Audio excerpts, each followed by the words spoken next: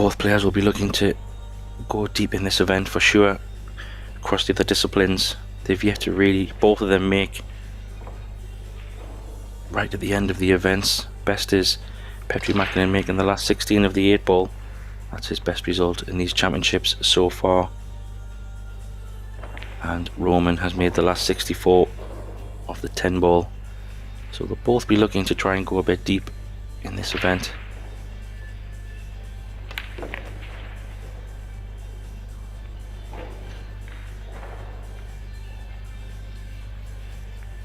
The players have had a little bit of 9-ball taste already in some of their team matches.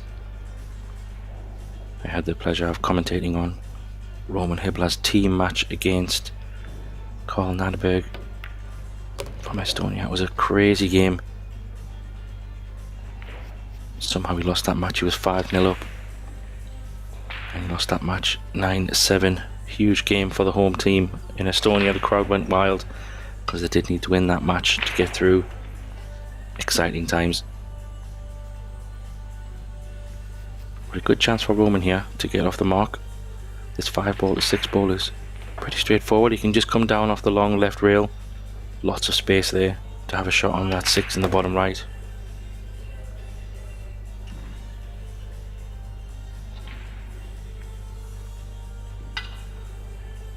A little bit of angle, but where the 8-ball and 9-ball is, pretty much as easy as it comes for a player of Roman's ability. Just up and down. Doesn't want to be perfectly straight. Yeah, he's got a nice little bit of angle there. You can just draw it up without using the reel, just above the black ball.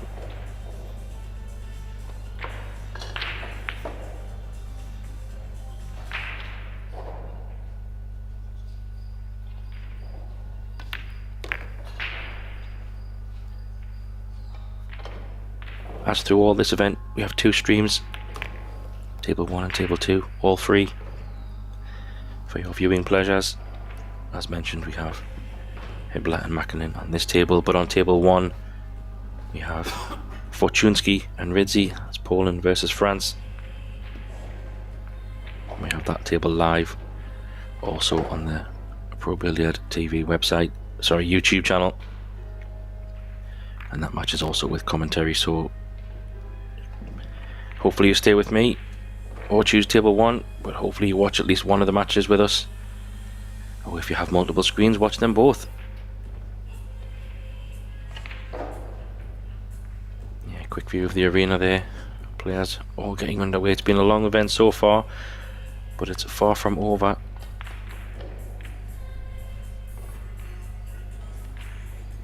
Eight ball, 9-ball and 10-ball and straight pool all being played over this event. Multiple categories, as well as men's, women's, under 23 and wheelchair event.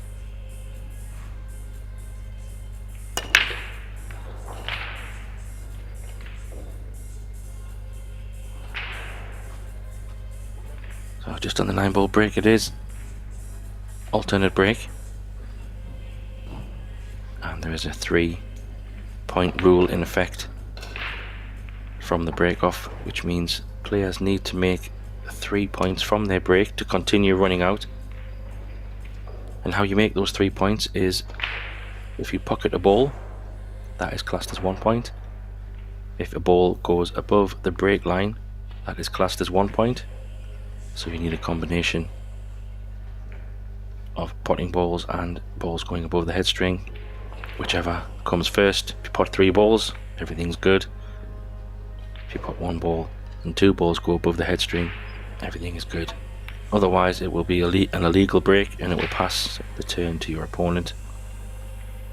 Just trying to get a bit of cover here behind the 3.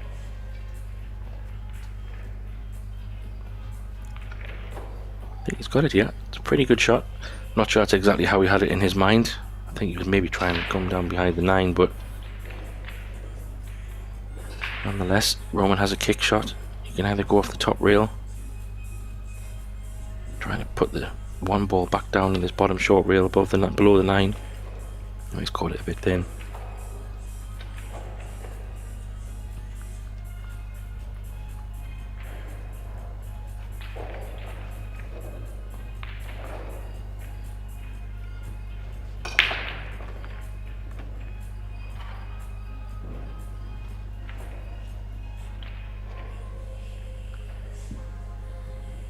These matches are race to 9. And it will be all 9 ball. Right the way through until the finals, which will be on Tuesday. So a couple of days from now. All the players are battling through to try and get some medals in this last event. There's been some great matches so far. Lots of drama, as you would expect. He's just lost a cue ball a little bit there, so another chance here for Roman. And if you look at these balls, they're all set up pretty good here. Doesn't have to do a lot with the 1. 2 goes in the side. 3 also in the side. This is a very nice layout indeed, and a great chance for Roman to get a 2-0 head start here. I have watched a couple of matches of Petri's as well, commentated throughout some of the event, and he's been playing pretty well. His breaks have been exceptional in the 8 ball and 10 ball. But maybe he needs to find something on this 9 ball.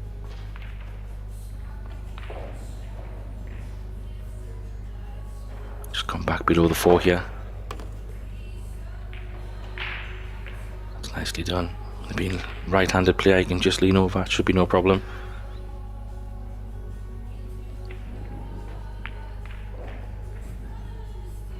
Yeah, the 5, 6 and 7 are all just over pockets, so this is a very nice layout. And I think when Petri played that shot, he knew at first glance he was leaving, as we see, a bit of a roadmap here for Roman.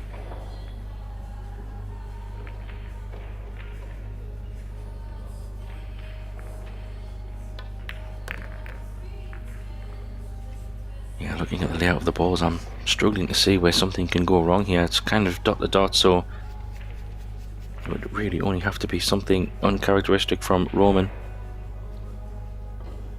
Might choose to go 3 rails here under the 8 ball. Not sure if he can do that. Because 9, the draw on the 9, the draw shot is coming towards the 9. But the 8 ball is kind of on that path a little bit. That's why he's just taking a moment. Yeah, he's going the 3. I had a feeling the 8 ball might play a little bit of part in that position.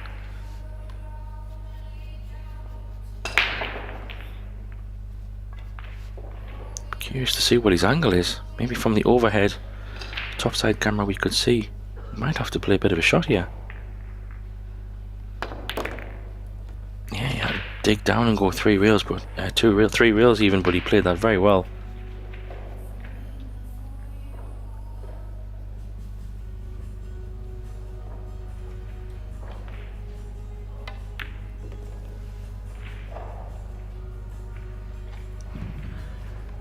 Just able to hold.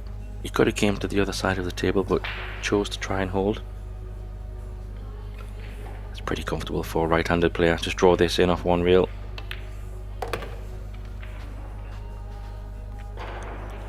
There we go. Bit of a loose safety shot by Mackinnon. But Roman will not mind nonetheless. He will be quite happy to pick up. Nice rack there.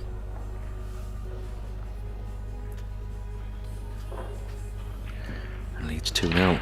Petri needs to get something moving, try and get on this board.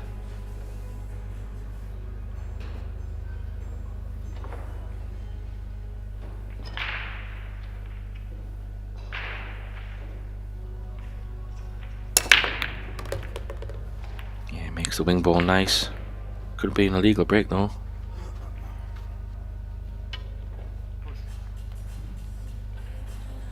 Was a legal break. In these early matches there's no referee, so it's between the players. Interesting.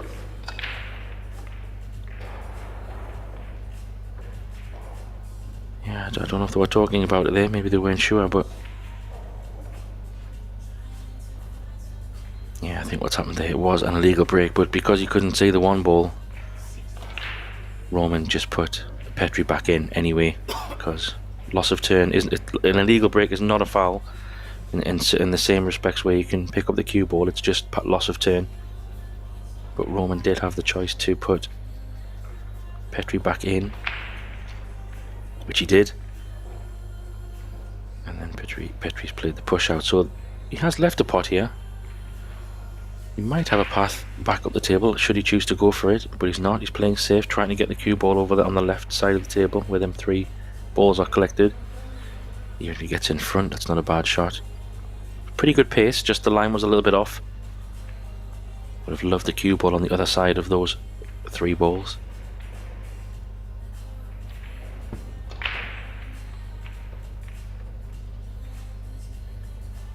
Yeah, you can see the one. A little bit awkward cueing, but he does have a shot. He can choose to send the 1 ball up table. Time. Extension. At least I believe he has an edge. Pretty sure he can hit it. Yeah, so he could separate the balls if he wants, try and push the 1 ball to one of the side rails and the cue ball to the other side rail. Looks like he's trying to play a distance and separate the balls. Well, I'm not totally sure what he's doing there, but he's potted both balls. Wow, what a fluke. I don't even know what he was trying there. I think he was going for the bank, but I tell you what, that's actually quite a big moment, because all of a sudden he had nothing. Pots 2 balls. Oh, and he missed the 3. That's incredible. I think Petri's just not settled here at all. A bit of a shaky start by the player from Finland.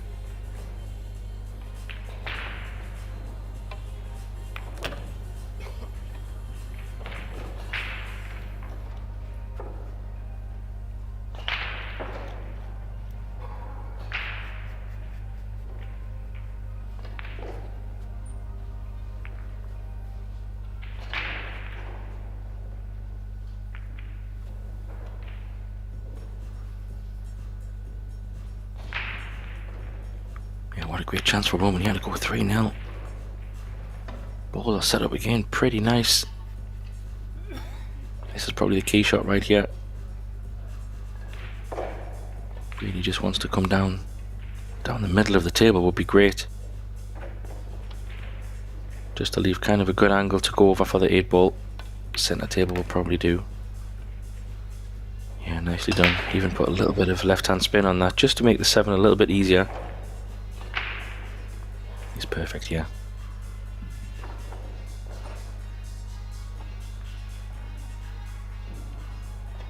Anyway, kind of centre table will be fine. Even if he's straight on the 8 ball, that's also good.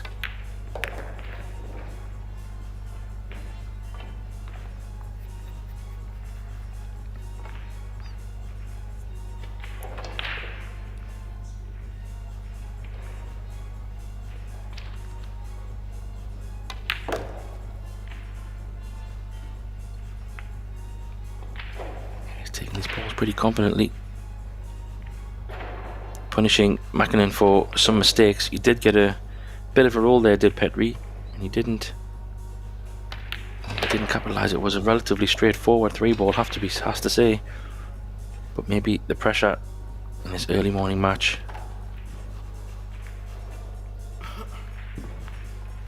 It is double elimination.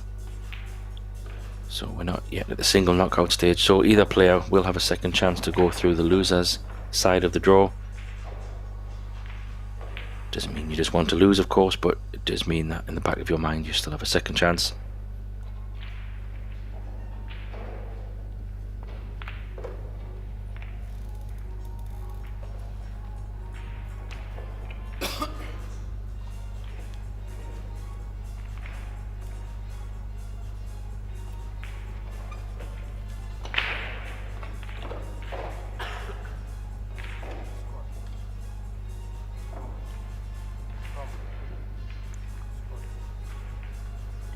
Something there. Oh, score. I thought you had said foul. Yeah, he needs to put the score on the board. But yeah, Roman looked very distraught after his team's match, when his team Czech Republic, when they played Estonia. You could physically see at the end of the match in his chair, he was very Yeah, distraught is the word that he lost that match. He had it in the palm of his hand, 5-0 in front, playing pretty solid. Very good 9-ball player. Is he going to get a shot here? Oh, maybe. I think we can definitely see the one. Not sure if he can pot it, but that 2-ball is also in a unfavourable spot, so he could choose to pot the 1 and maybe try and play safe off the 2 to open it up. Or he might play safe straight away on the 1.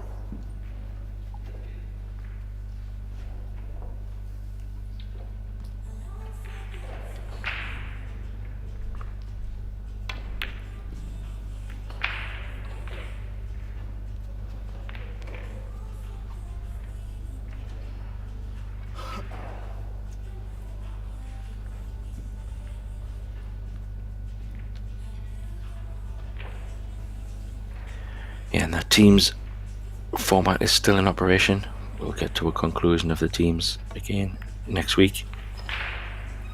Oh, what a great shot he's played there. It's landed nice here. He can play a 2-ball carom onto the 4 here. Still needs a bit of work on the 3, but it does go on the side. You just drop this in dead weight. Yeah, I think he's left a little bit of angle as well, so nicely judged. But he can just draw this down table. Yeah, he's just taking a minute because he needs to have a good angle on this 3-ball. He's just checking if he can draw it all the way back. Is he going to go anywhere near the corner pocket? And he's not, so I think he might play the bottom rail just to give him a better chance for position.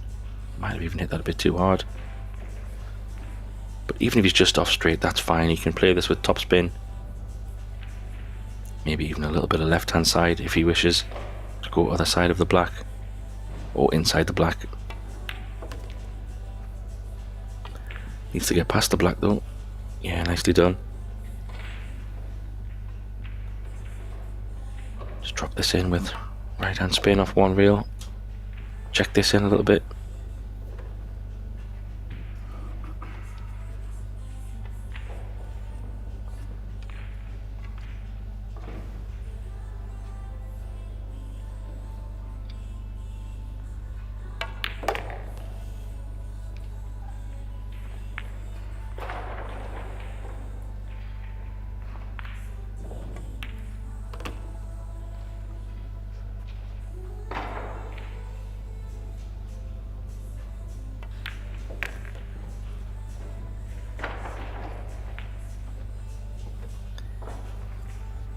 And he gets on the board. Just what he needed. And now he's got a chance with his break to close the gap even further. He did hit a pretty good break last one. Just unable to capitalise, so the fact that he hit a pretty good break tells me that he's got maybe a good stroke to get that wing ball in the corner pocket. He'll be trying to get this 5-ball. He's breaking from that side, yeah. So he's trying to get the 5-ball in the bottom left, maybe the 1 in the side. It's probably the 2 balls we'll be looking at here.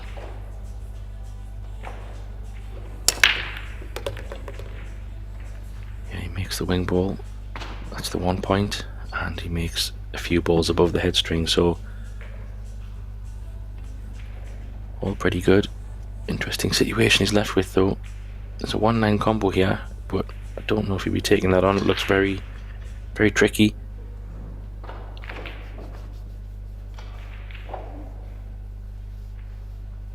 With him being 3-1 down. Yeah, I'm not sure if he can take this on with an element of safety. He could maybe play the 1-9 combo and draw over to the right side behind the 3. He might even be able to spin the cue ball all the way up the table for cover. Play it as kind of a shot to nothing, if you like. What a great shot. There's a cue ball. There you see, just in case.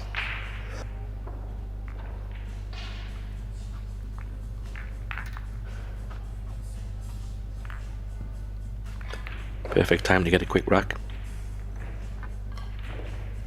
And no better way than a quick combo off the break. Perfect. Just what the doctor ordered. Gets him back to 3-2. All of a sudden, Roman was sitting comfortable at 3-0, and now his break becomes a little bit more pressure on it.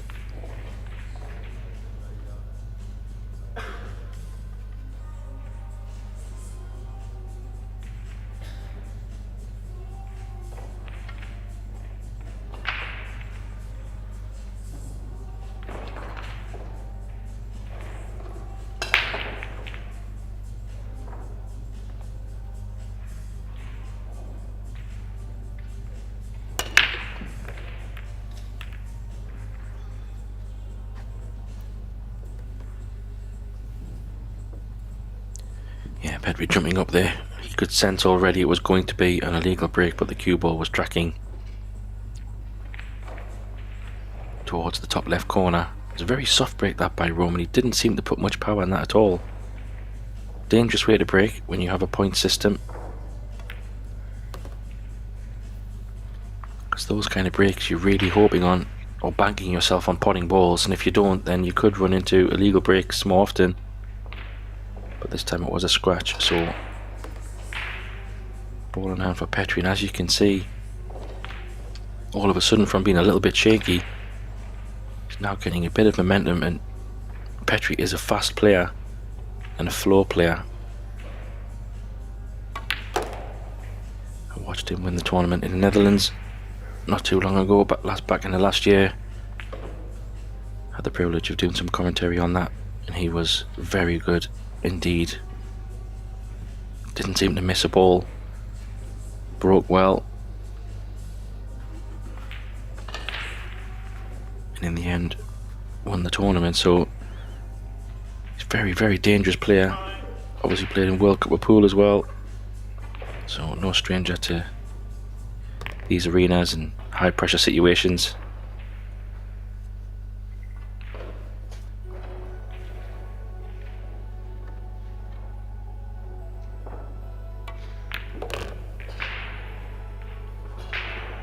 All about pace here. This looks pretty okay. Switching hands. You see a lot of players doing this more and more,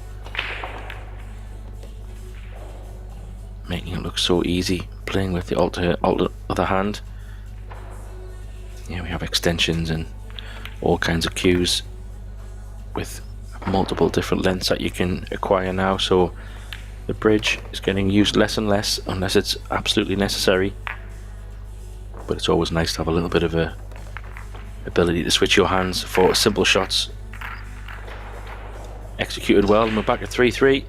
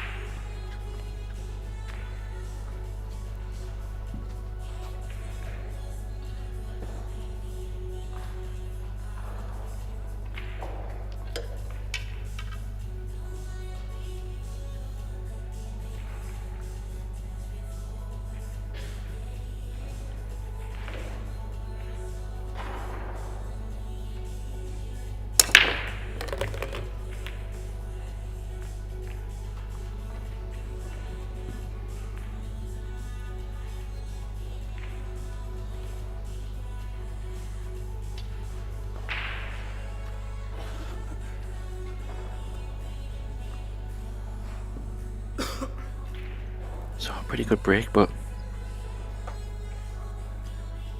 no shot on the one.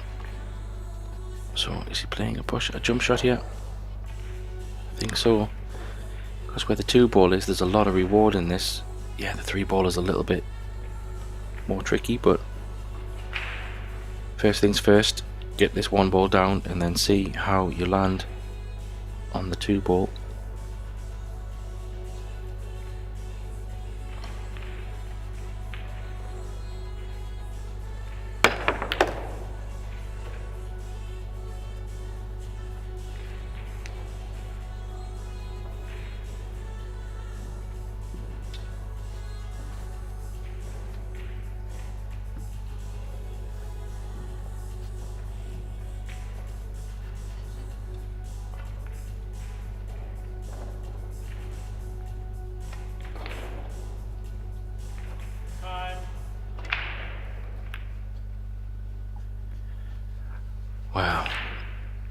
the shot clock just called time as he was stroking the cue ball there. Just wondering if he maybe... that was a distraction or not sure. It wasn't a straightforward 2 ball, but it was a good jump shot to give himself a chance in this rack. And if Roman can just raise the cue and hold the cue ball there, he will have to play a 3 ball combo, but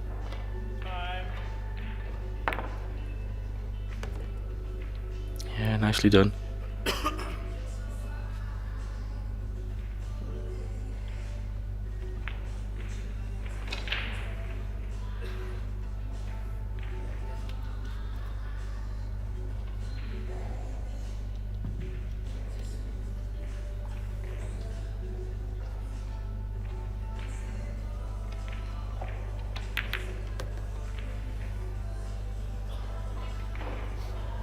Yeah, that's worked out nice. I'm not sure that's exactly how he played it, but you can cut this in. It's thin, but coming back on the long rail and the long rail for the 4 on the side, in the side, or 5 in the side, sorry.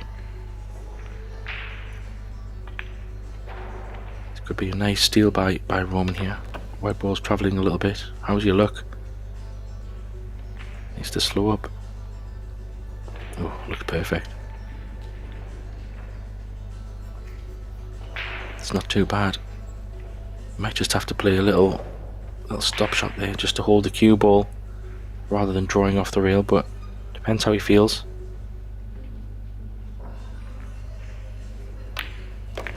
Yeah, he had enough to draw it across, so yeah, this is a nice steal, this, from a surprising miss on the 2 ball by Mackinnon.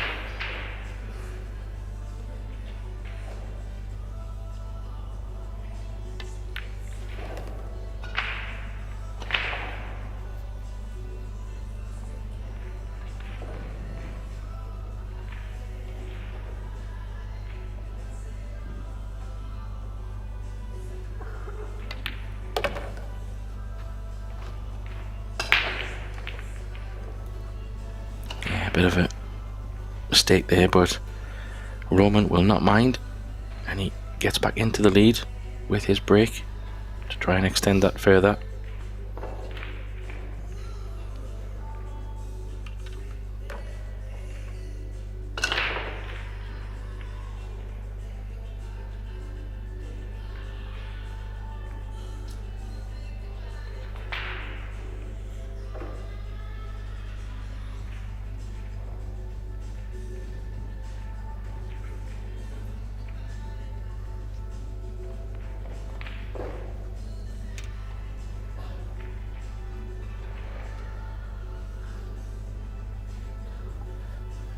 So here we go.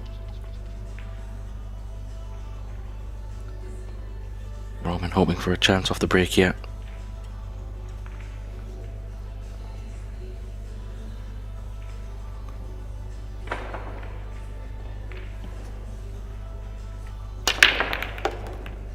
Gets the wing ball and the 1 ball. Needs a shot on this 2. He's not going to get an open pot, but he does have control.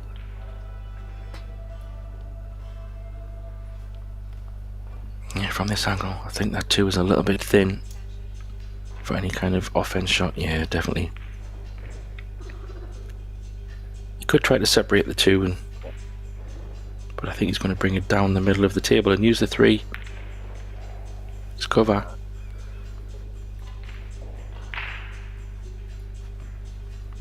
Oh, and that little bump on the 9 just helped cut the cause a little bit.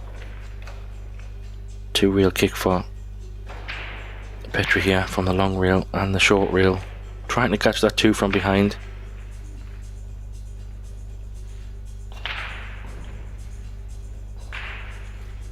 Looking for a good firm hit.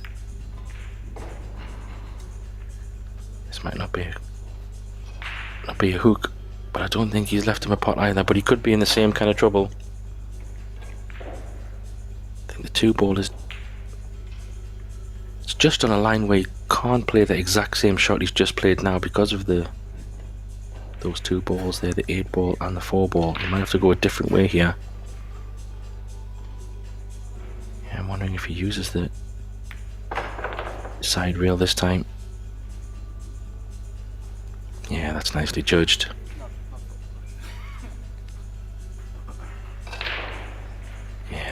friends. Petri says it's not touching, it's not touching. I'm wondering if he can go below the 9, or does he have to go in between the 9 and the 7 with a little bit of Extension. check spin or right hand spin, as we see from Petri's shot. This is going to go up table. Yeah, this is a bit tricky. This is not easy. You might have to go up table because of the line from down table. I'd love to catch this full in the face and keep the cue ball there.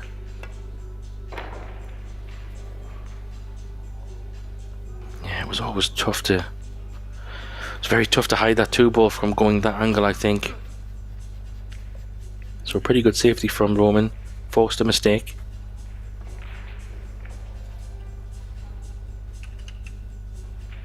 As you can see, there's quite a lot of space in the middle of the table here, so try and catch this 2 on the thin side and just bring it off the bottom rail straight back up to the center of the table.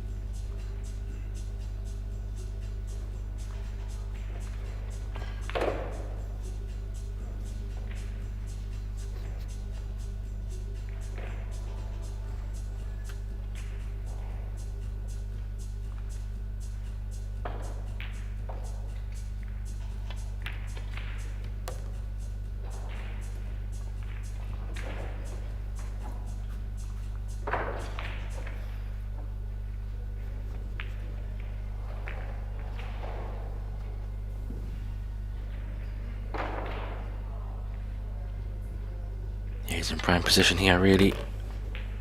To bring this back up. Is he going to hit that ever so slightly? He has, but that should be fine. He can come back for the 8-ball. Probably in the side, maybe. Otherwise, you'll have to play this relatively slow. I think normally the safer option is to go up 2 rails for the 8 in the side. No, he's able to hold it. Just makes it a little bit more delicate. 8-ball was a little bit higher than we thought there, just looking at the camera angle from there.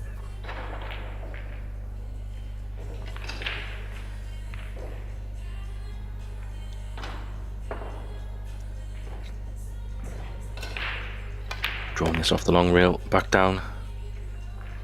9-ball is off its spot a little bit, somewhat to the left of the table, so makes that shot a little bit more inviting to drawing it. Would have liked a little bit more from the cue ball. Yeah, he's got to stretch a little bit. It's kind of an okay angle.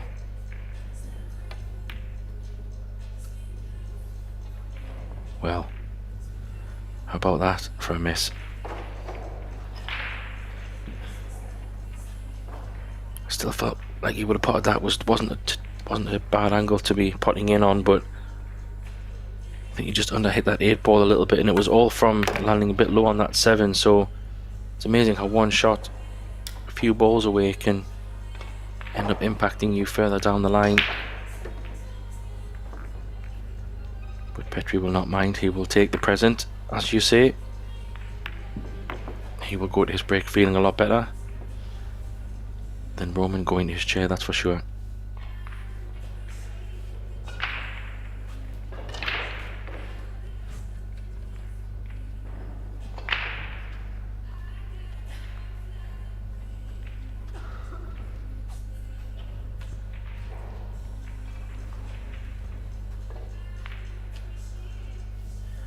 Quick update on the scores. Fabio Rizzi from France is 5-4 up against Mieszko Fortunski, so they're in a bit of a battle as well. So both tables nicely poised. Oh, what a break. Fired the wing ball in and the 1-ball. What an interesting break. It's not very often you see the 8 ball and the 9 ball at the top of the table and every other ball down the table. Wow. I have to say it's a bit unfortunate again for Petri because he doesn't have a shot.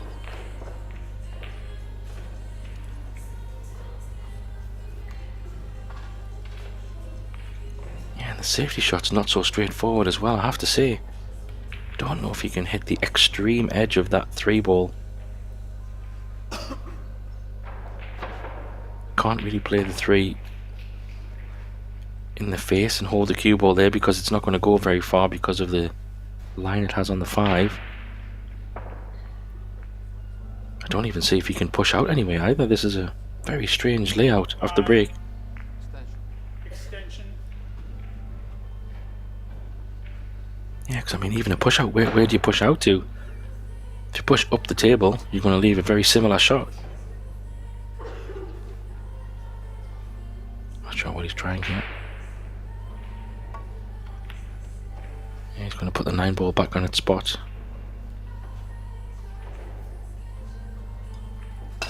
Yeah, but for me, he's kind of left a very similar shot to where he was. It's not that dissimilar, just the cue ball's a bit further away, so this is a funny one.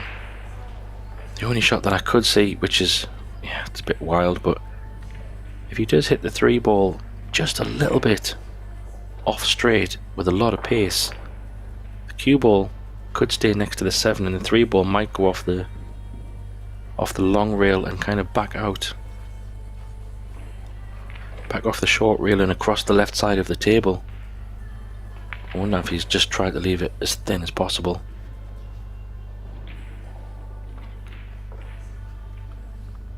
Yeah, this is really, really tricky. So they're going to try to play it very thin. Oh, he's going to play it with maybe the power shot, I thought maybe. Let's see.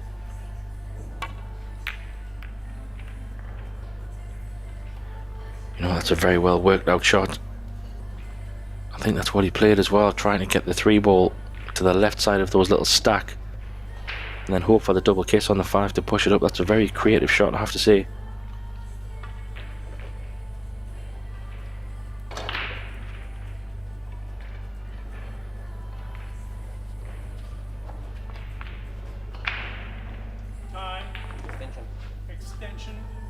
Yeah, he does have a 1 rail kick here. He can catch the 3 at the bottom, and if he catches it about half ball,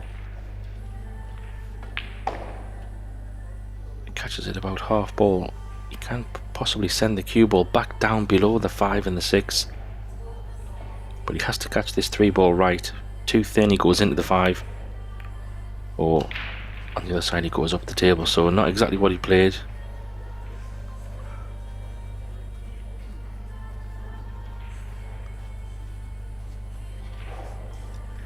Yeah, he has left a shot on this 3, but control with the cue ball is a little bit tricky.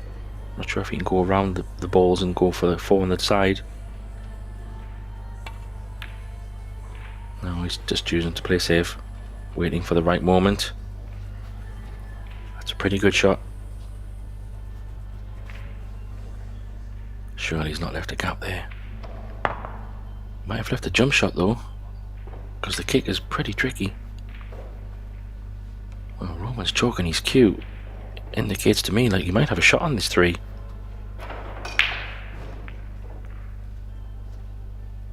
Wow, he's left a gap there. That's incredible. Wow, be interesting to see Petri's face here. I just don't think he can believe he's left a gap there. That's absolutely incredible. A little shake of the head there, thinking, how on earth have I left a gap there? The only gap was the potting gap. It's crazy how pool can do that sometimes. All of a sudden, yeah, the control shifts a little bit. Petri had control. It comes back to a hook. That's how pool works sometimes. Don't know if he can get the edge of this 4 ball. He might be able to play rail first, but he's going up table.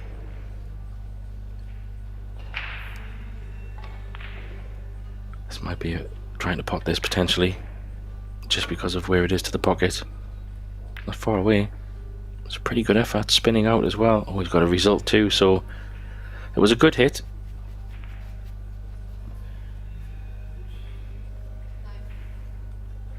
Often we say, if you have a good contact, good things can happen.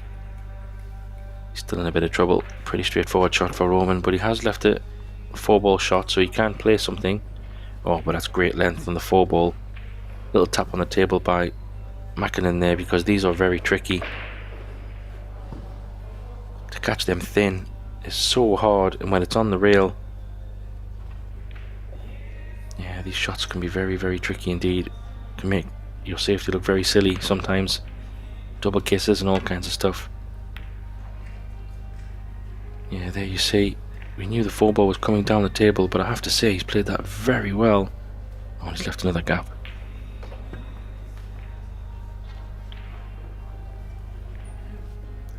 A little bit harsh there for Petri. Played that as well as you could, but he has left a gap. Bit of a tester for Roman, because you will have to put a little bit of a shot on this with the 9-ball where it is. Probably have to try and draw this below the middle pocket. He's tried to hold it. Well, if he's held that, that's a great shot. Looked a little bit more angled than I first thought, so all of a sudden he's got himself into a rack-winning chance here. Petri talking to himself, he's thinking, what's happened? Full control. He's left a couple of gaps, and Roman will be looking to make amends for that 9-ball he missed in the last rack.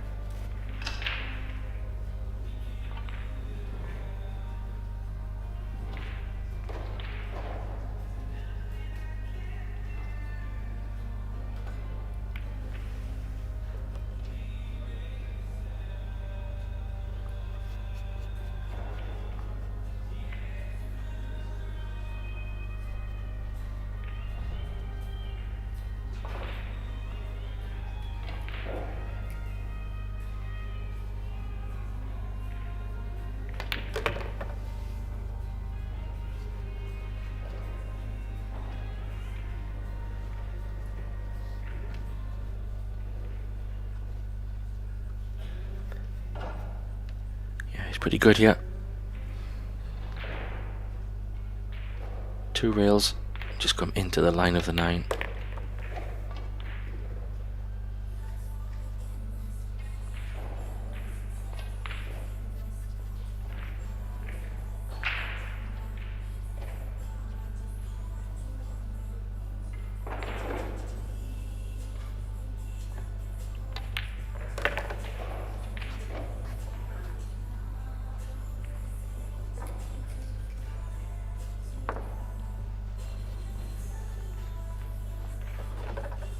So 5-4. It's getting tighter, and the longer the match stays close, the bigger the pressure gets towards the end of this race to 9. There's been a few twists and turns, a few mistakes here and there, so I think it's a pretty fair scoreline.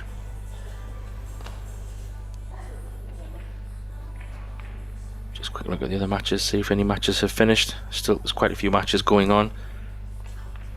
I'll not fire all the scores at you, but anything that was finishing. Oh, Juan Carlos Exposito has just won against Nicholas Ernst, 9-6. He moves on to the next round.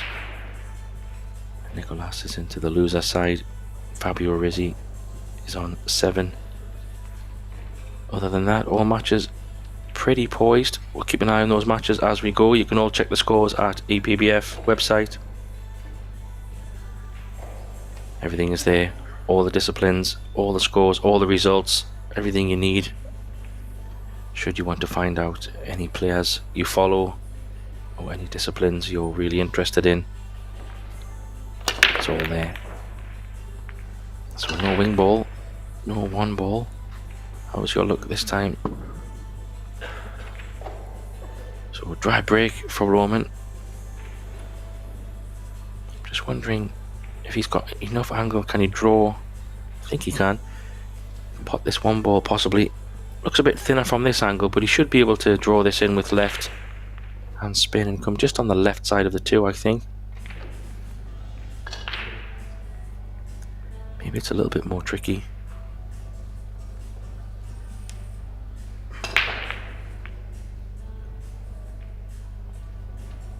It's a bit of a trademark for that. It's a bit of a trait of Petri's. He likes to blow on his hand. I guess it's a bit thinner than we thought, so he's trying to play into the 2 ball to leave some kind of shot. Hasn't worked out. Very tricky combo, so he might be ducking here, or he might play aggressive. Yeah, you often notice that before he breaks, or when he comes back to the table for his shot, he blows into his right hand. A little bit of hot air, if you like, or something. It's obviously probably just something to do with the grip on his cue. But he does do that as part of his traits, if you like. Yeah, it slid a little bit there. Don't blame him for going for it. It was a bit of an awkward one. I wasn't sure if he could get around the 2. But another chance for Roman has to be said here. This is a delicate one. You have to drag this in and kind of try and kill the cue ball with pace. Yeah, nicely done.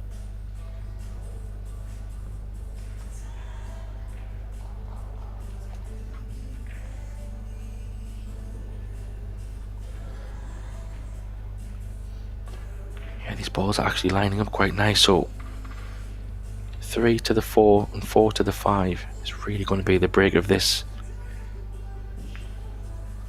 rack for me.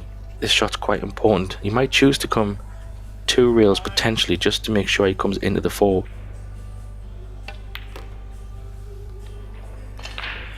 Yeah, I like that shot, because if you just go into the 1 reel and try to play position, the cue ball can run towards the cushion. So this way, going off 2 reels, he's kind of coming into the line of the 4, which just gives him a much higher percentage of having a better shot on the 4. Yeah, he might have to choose to go behind the black potentially, judging by this angle. Oh, he's caught black, Roman. The black was a little bit further far, but he couldn't come inside the black, I think, unless he put a lot of check spin on that. So a little bit of drink of water from Petri, thinking I could be back at the table here. I tell you what, that 5-9, it's not a straightforward combo, but because he's going to come off that side rail into the 5, and we might see a little bit of 9 movement anyway.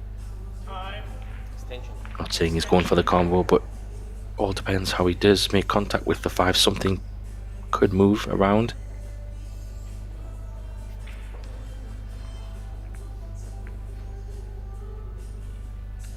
Let's see. There you go. Bit of movement. I wonder if he's had a bit of a result here. I'm not sure if that 5 is cuttable. We'll be able to see probably from the overhead. Yeah, you can make it. It's very thin, and with that 9 ball being there, it's an aggressive shot, but he could go for this and use the 9 ball maybe as a help. It's a good camera angle there. You can see how thin it is from this angle, but I do like going for this. Very aggressive.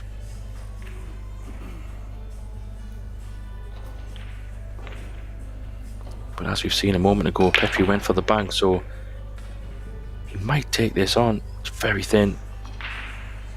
Only because I say the 9 ball is there. If the 9 ball wasn't there, he might run away and hide. Let's see.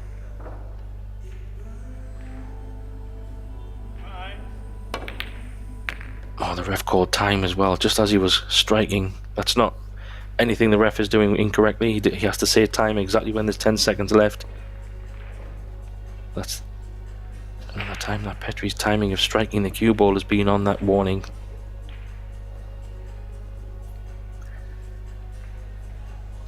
Yeah, so it was a bit of an aggressive shot, but I don't think he had another choice. Can he get through to this 6 ball? Oh, he's hit the 9. Wow. And I have to say, he didn't just hit the 9, he kind of hit the 9 a lot. I think because he was playing with a little bit of left-hand spin, and maybe that just pushed the cue ball into the 9.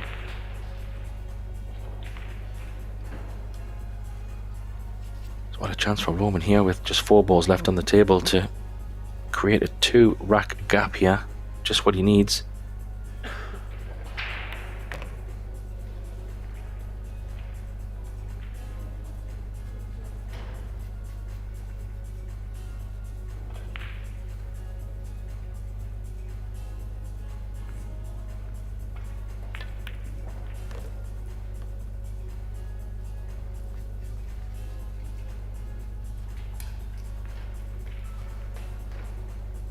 Probably just kill this, just play with a bit of drag. It's not too hard unless he wants to go 2 reels, but yeah, it's okay. Even pinched a little bit of the pocket just to make sure he kept the cue ball as close to the 9 as he could. A nice straightforward 9. Thank you very much, he says to Petri. Bit of a gift, that, getting a freebie ball in hand, if you like.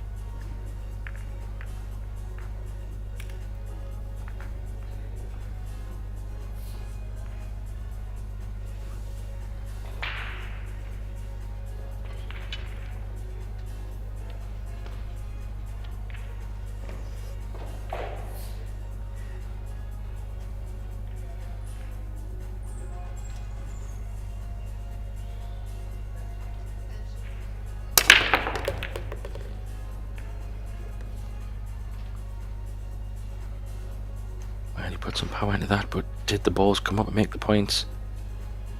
Yeah, he put 2 balls. And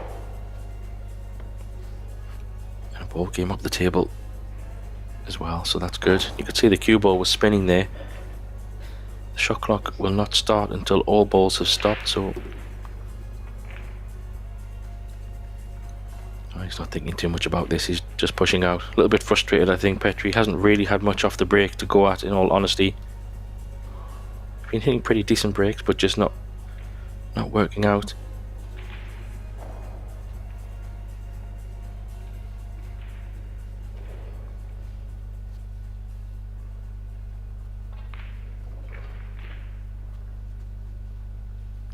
Yeah, this is a good view of the table here because can't really see a straightforward safety, to be honest. I'm wondering if how much of the 1 he can actually hit. Might give this back. Yeah, it's a little bit iffy. Petri's seeing a shot. I'm wondering if he's going to play a cross, like a cross double, and try and send that 1 ball up next to that 6 and 7 and try and get a little bit of cover behind the 9.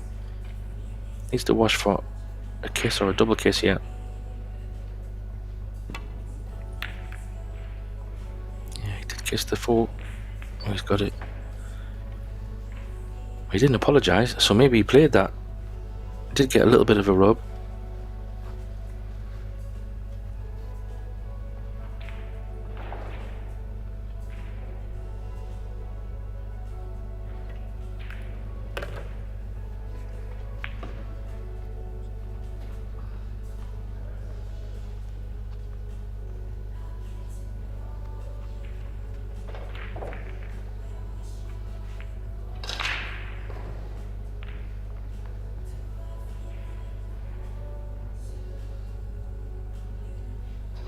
This is a tester.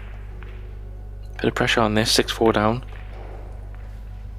Oh, he's absolutely nailed it. What a great shot that is. Might need another one though. Similar shot to what he's just played.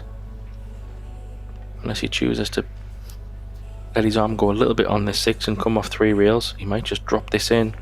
But he does need to leave an angle.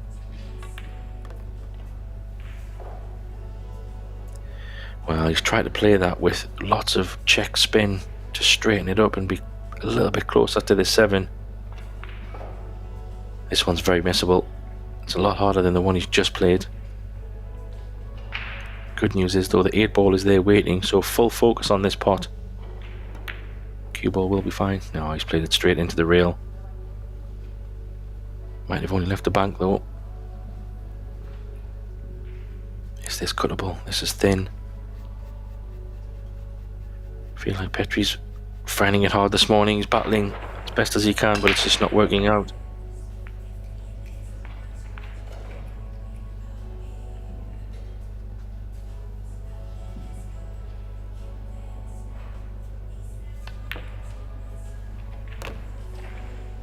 Well, Roman's looking to punish him for every mistake. It's the right thing to do. Extension. Just taking his extension even before it gets to that point. So quite a smart move, just thinking, even though it might not be off-putting and players do focus, someone saying 10 seconds or giving you a time warning is a little bit of a, wow, talk about using all the pocket, Roman. But it went in. Yeah, I was just saying, sometimes somebody saying 10 seconds or giving you a time notification could just pop into your head at the wrong moment. So sometimes taking an extension when you know you're going to play a big shot could be a smart move. But Roman extending his lead here to 7-4, thanks again to a mistake. Here we see the Butcher on table 1 against Fabio Rizzi, and I have to say that match has now gone 7-7. So talk about pressure. Fortunski at the table there, and the layout looks pretty good. So he could be, all of a sudden, from being quite down in that match, to be taking the lead at the perfect time to go 8-7. Keep an eye on that score. But for now, we're fully invested in Roman Hibla's efforts to keep Petri Mäkinen at bay, to chase down that race to 9. Just checking that the break is all sitting nice. The tables are tapped. What that means is, if I'm speaking a foreign language to anybody watching who's not familiar with that, we're not using any special magic rack or template triangle of any kind to set the balls up. The tables have these micro indentations in the table which don't affect the play or rolls of balls, but it does help the balls just sit in the right spots, and it means the balls are touching for every rack to ensure we have consistency and also speed of racking the balls. I'm sure you've all seen when you've been at the pool hall or with friends trying to set the balls up, can take some time. And also with the magic rack, you've seen that popular implement that's used for racking the balls, which is a great tool, by the way, but it does have a few, let's say, negative sides. You have to remove the rack from the table. It is a foreign body that sits on the table, hence why it's removed most of the time after the break, but then that could require moving some balls. So, but equally, it's something that is very used a lot. So he's pushing out here down to the bottom rail, but I don't think Petri will give this one back because there's a few hiding places here. He could play a bit of a slow 2-ball and try and get that cue ball back behind, beside the 3, or he could even play the 2 straight in the face and go towards the 7. But I do like the right side of the 2 and try and get behind that 3 in the 4-ball. Let's see what he chooses. That's what he's tried. He went for the bank with a bit of aggression and safety at the same time. Maybe Petri's all-out offense now, trying to make something happen.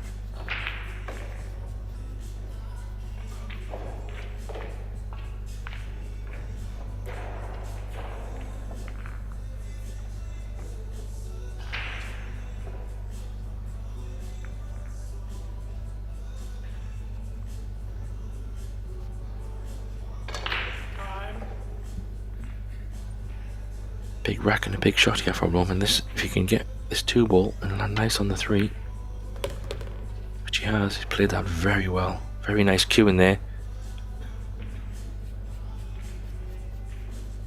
Wondering if the 4-ball does pass the 7 in the top left. If not, he does have a pretty okay angle. He could stun this out a little bit. He could even go forwards and go around it. Looks like he's bringing it back out. He's going forwards, yeah. I like this shot because it gives him better shape. Come down for the 5. So it's all about this 5 to 6 ball, really, because the 6 does go in the same pocket as the 4, obviously, but it doesn't go past the 7 in the top left. So position on the 5 is quite important here, and the way he's played it tells me He might be playing off 2 rails. He might even go 3 rails and play the 6 in the middle pocket. Potentially. Oh, he's trying to check this in off 1 rail, so he's coming straight up and down, I think. He had a nice angle on the 5, good shot. So he had a few options. He's taking these well. Okay, he's got 2 options here. He can draw off the long rail if he chooses, or he can go forwards. Yeah, he's maybe playing forwards again.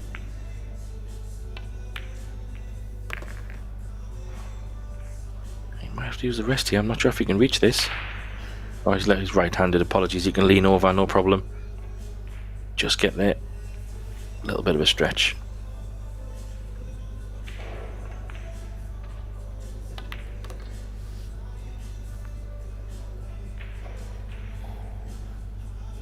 So around that somewhat.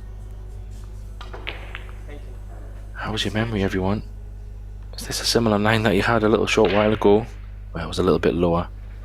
But he did miss a little bit of a trickier 9, so he should put that out of his head and focus on this anyway, but he does have a little bit of a cut, a little bit of a stretch. I fancy him to make this one anyway. It's a little bit more straightforward. White is close to the 9. Yeah, nicely done. He took them balls out well.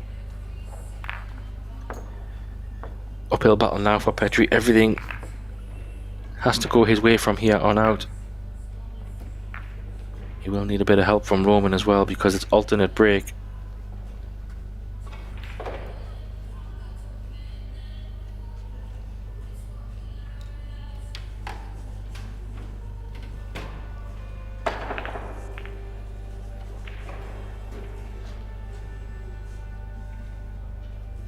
Yeah, quite possibly Roman might have taken a timeout there, maybe. Yes, he has. He's taken a short timeout at 8-4. Just while I was talking a moment ago about table 1, yeah, thanks to the production crew, we can have a little bit of a sneak preview on this table over here while he's on a timeout. Thanks for that, team. And I have to say, Fortunski is on the hill. He's playing a kick shot here.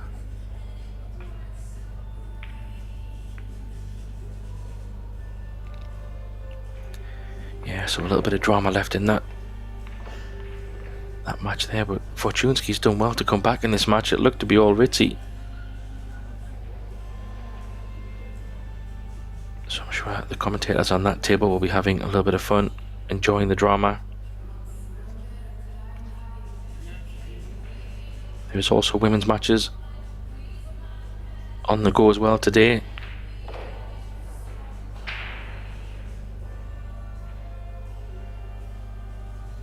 This has been a very exciting 8 days as we come into this 9th day. So much pool.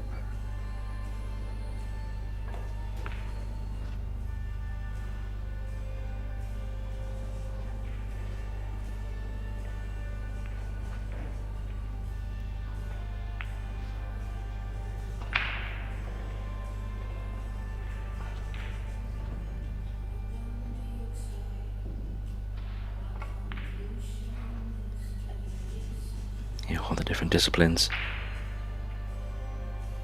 I feel over the last 8 days, it does feel very heavy on the German side. They've been having a fantastic event overall. Definitely the men's and women's side, Tobias Pongers and Pierre Filler both winning the straight pool events. And then last night in the 8 ball, Stefan Kaspers winning his first medal. What an achievement in the 8 ball. But also a lot of players getting bronze medals, and we still have the teams to go as well.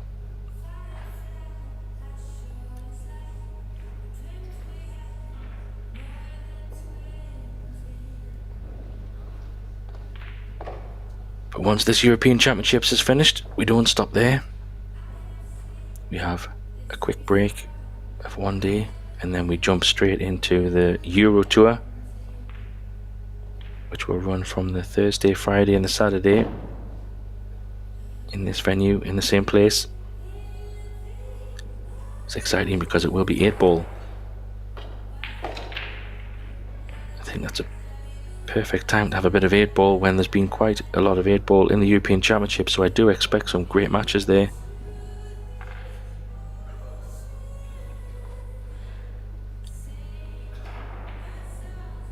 Yeah, Ritchie looks like he's played a great shot on the 2 there, but might have hooked himself.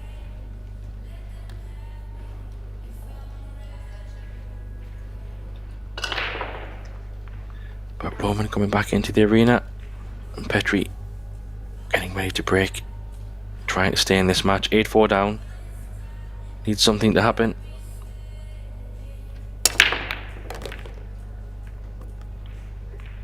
Something nearly did happen. Well, a lot of things did happen. He nearly potted the 9, but he also potted 4 balls as well. What an incredible break.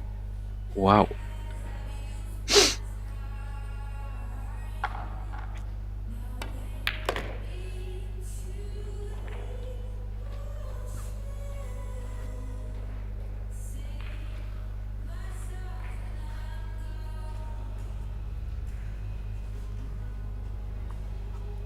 It's funny, even when you hit those big breaks, sometimes they don't land incredibly easy. He's got to play a shot here. He was a little bit short on that position, so I wonder if he's playing the bank or the cut.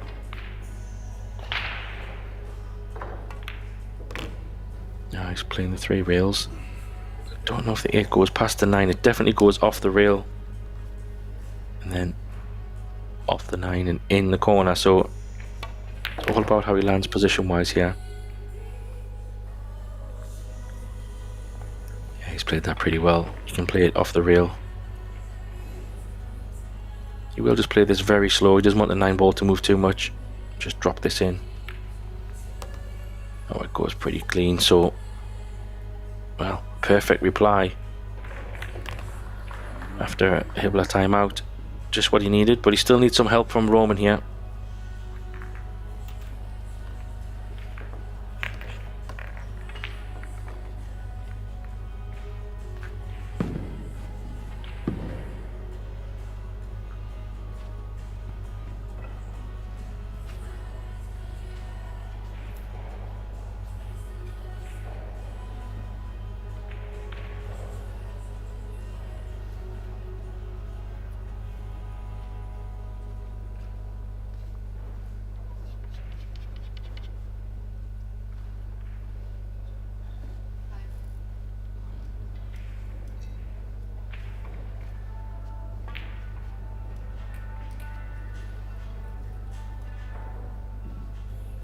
I think Roman would just love a break just like that.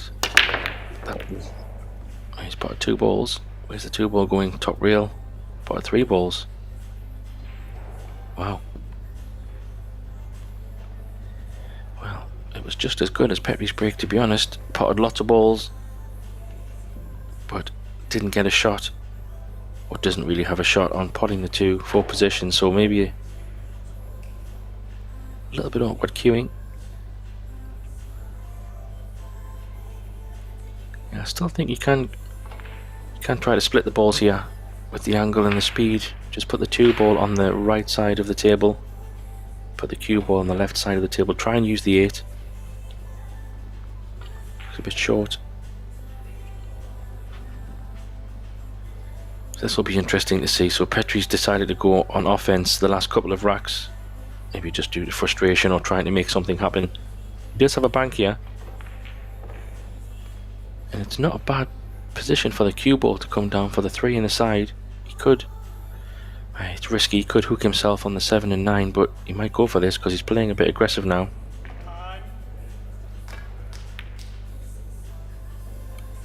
Again, his timing of when he's striking the cue ball, yeah, he would have been hooked, I think.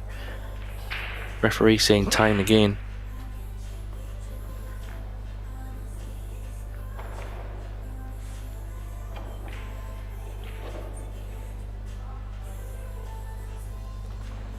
Just thought I'd let you know that on the other table it has gone 8-8, so Fabio Rizzi has managed to get back to Hill.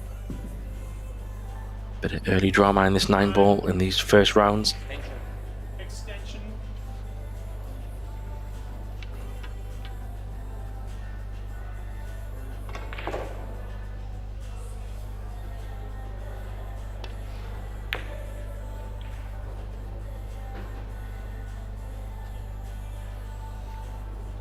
Where's it going to finish? It's going to finish over the middle. So, as I said, Petri needs a bit of help from Roman, and that's the kind of help he needs. These balls are pretty nice here. You can choose whether just to come back for the 5 in the side or punch it for the 5 in the top corner.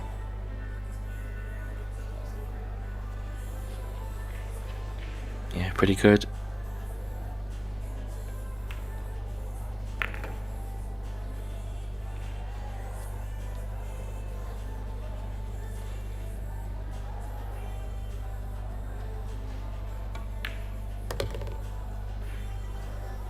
How's the pace? Is he on the 50-yard line here? He might be just okay because the 8 ball's a little bit to the left of the table, I think.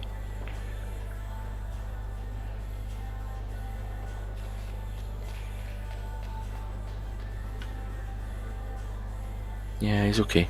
He can just play this natural. Come off a couple of rails. He's just deciding whether he wants to go 1 rail or does he try and come around.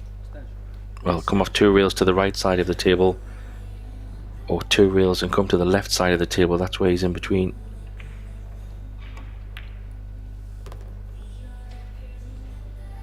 He chose to go 2 rails and try to stay on the right side of the table. He's just a little bit in between, but he's managed it well. He should be able to reach this.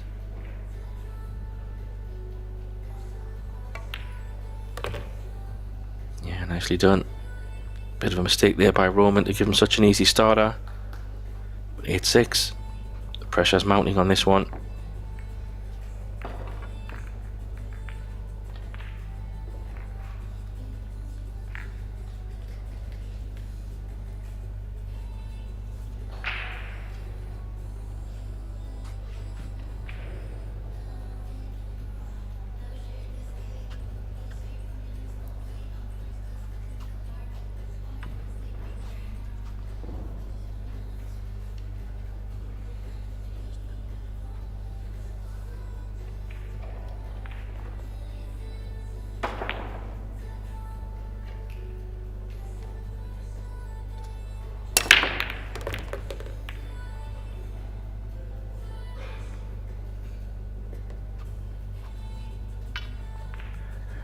Well, has he found a break at the right time?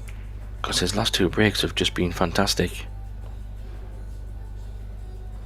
Hasn't landed ideal here. This is a big moment though, because if he goes too aggressive, could cost him the match. Is it now the time to play a good safety shot? Because he does have a safety shot here. Could play off the left side of the 2, as we see it here. Put that 2 ball on the short rail. Try and get some cover behind the 9 and the 5. It's defensive, but he does have a shot as well if he wants to go for the bank with the 5 ball, the 3 ball where it is.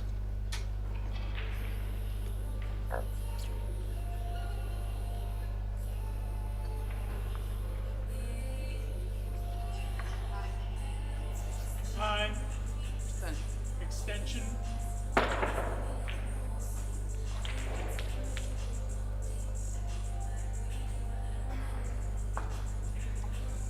Just taking his time on this. I don't blame him. It's a big shot in the context of this match.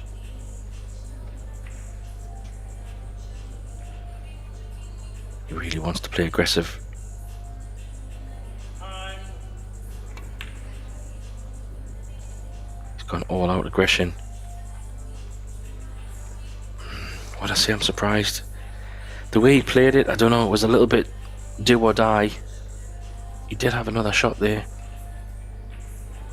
I think he was so conscious of potting it and holding position. Yeah, I don't know. He might want to have that one back and go another way. Obviously, if it goes, it's a great shot. It's always a typical cliche. Oh, Roman's missed it though. How's he left it? Oh, very helpful. Wow, that's not what Roman wanted, and I fear he's going to have some nightmare memories from the team's competition where he looked in control to win a match, and all of a sudden his opponent is coming back with a vengeance.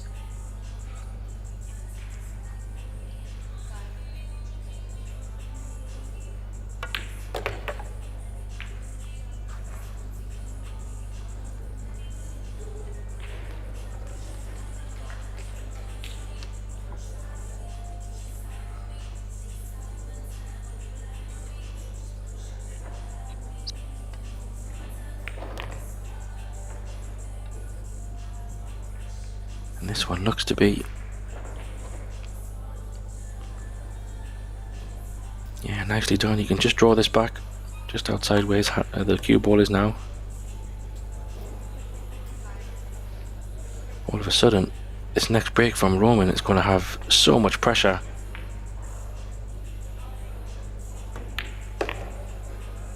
There we go. Somehow Petri gets back to 8-7.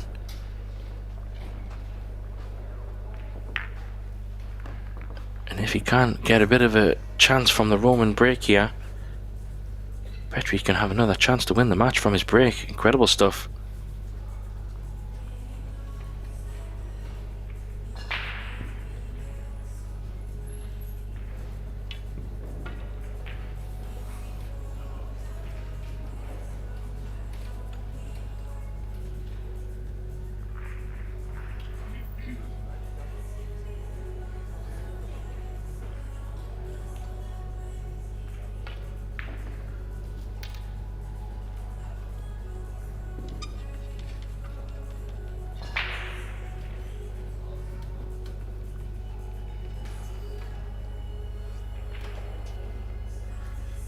Here we go. Very important break in the context of this match now.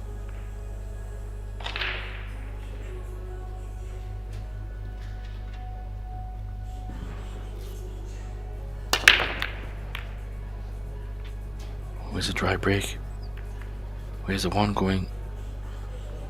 Well, this looks not great, but on the other hand, Petri would be grateful to be at the table. He does have a bit of a wild shot here. I say wild shot, he does have a shot. He could kind of play this one with a bit of downside stroke, left hand spin, and draw into that 4-ball. 2 balls there. Oh, he's missed it. I thought he would hit the 4-ball there, but he managed to avoid it. He's obviously a lot thinner. What a chance for Mäkinen here.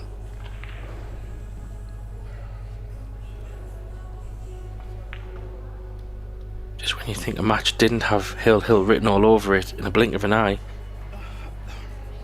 I mean, if Mäkinen can get out of jail here and get to the hill and somehow get a chance to win this match, incredible.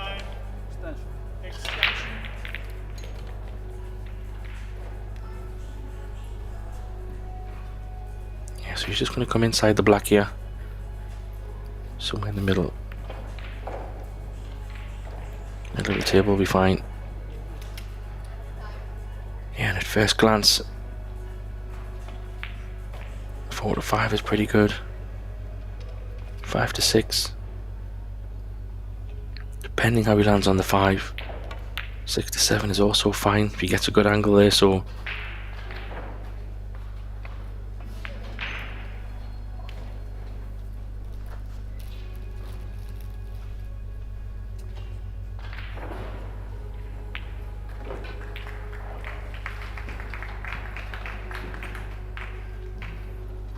Just punch this in a little bit. You'll play this 5 off one rail, the short rail just off and on. If you can have kind of where the 5-ball is now, but just a little bit higher, would be a nice angle on the 6. So he's kind of in line with the diamonds, would be nice. Just to slow down. How straight is he? Can he punch this off 2 rails with top left? So he's trying.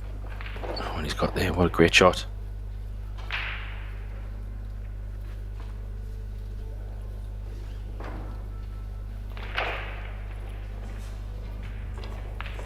Yeah, Fortunski wins that match against Fabio Rizzi. That'll be a bit of a blow for the Frenchman. He looked to be in control there, but great comeback by the Butcher. And speaking of comebacks, could Mr. Mäkinen be doing the same on this table? Absolutely incredible scenes here. Roman must be sitting in his chair having flashbacks of the other evening. But I have to say, Petri's picked up his game from being a little bit out of sorts, you have to say, missing a few balls and not really shooting his A game, to coming good at the right time. We have a hill match, and the last two breaks from Petri Makinen have been absolutely phenomenal. Could he be repeating that break again?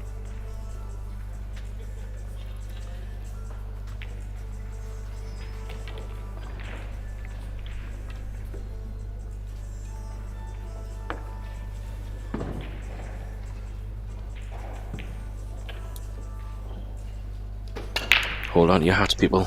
This is going to be a little blow on his hand there. Repeat what he did last time is what he's thinking. Wing ball, one ball. Where's the two going? Oh, he's going to have a shot, you know. It's not perfect, but I can tell you what. 25 minutes ago, if I said, Makinen, you're going to have a break with a chance on the two ball at Hill, would you take it? He would have snapped your hand off. Because there's a lot of traffic on that left side and the top side of the table, you might have to play a delicate screw shot here, just like a finesse screw shot on the two, to kind of hold the cue ball just above the 9. Not sure if he can. It might be too thin, you know. I mean, he could play into the long rail and the short rail with right hand spin.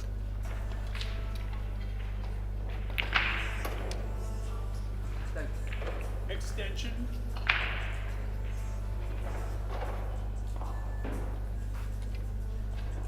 Well, we'll see what he plays. Don't know if he can hold it. If not, he will have to go around. Can he get above the 9 actually? Just play one rail. He's gone for the bank, aggressive. Oh, what a shot. Wow. Talk about going for gold. Great shot there. Full credit him for his courage. He could have took an easier option and tried for a bit of round the world fortune.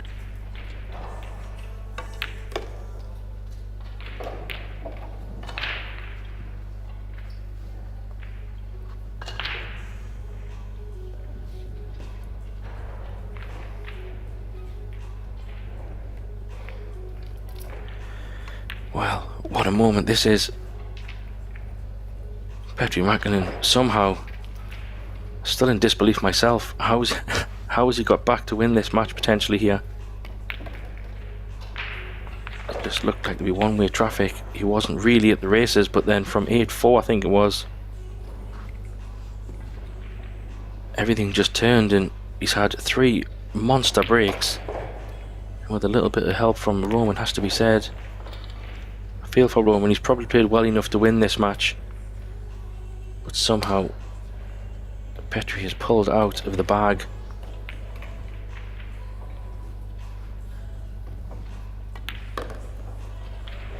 How's the cue ball? Oh, he's ball in hand. What a shot he's played there. Yeah, Roman will know there's a couple of chances in there. Maybe that 9 ball will come back to not haunt him, but he did have a chance on a 9 earlier in the match. He missed. Incredible, can't believe it. You can tell. Wow, congratulations there, Petri Makinen. Hard luck, Roman Hibbler. He's still got a second chance, but what a win by Petri, we have to say. Fantastic scenes. Well, we will take a short break and then we'll be coming back for 2 more matches on live stream table 1. We will have Grillo versus Aushin. What a match there. I will be on that table. Our good friend Mark White. And then on table 2, this one that I'm on right now, will be Alex Montpellier from France against the current 8-ball gold champion Stefan Kaspas from Germany. And that will be with Tim de Ruyter and Gethin Davies. So hopefully you'll join us for one of those matches.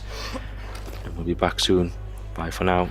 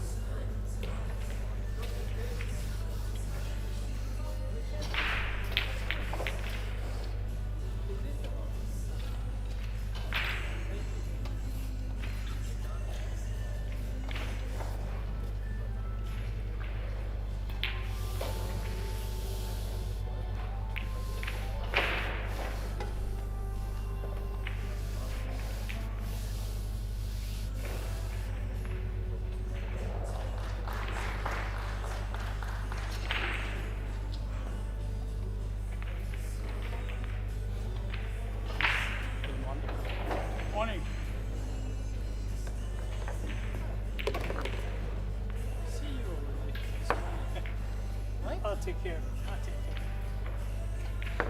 Oh, you need to clean it. Did you clean already? I just cleaned. You would just want to practice, or Yeah, want me to set it up? Want me to set it? it's okay. Okay. All right. Bon chance, huh? Let's see.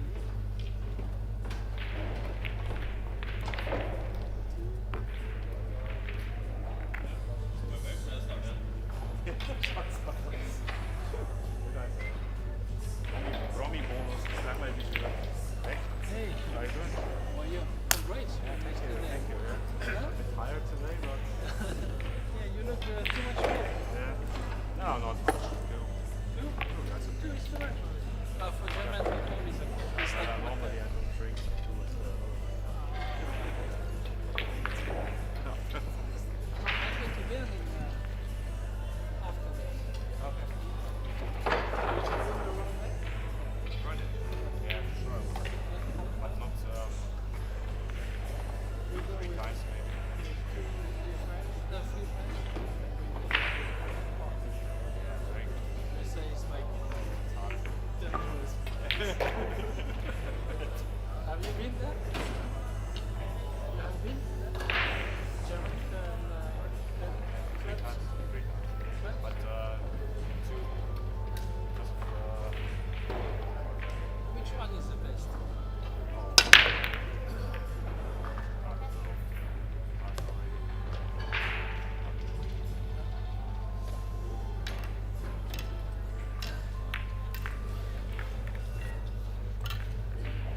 you can tell me next time. Yeah. I will do some for sure.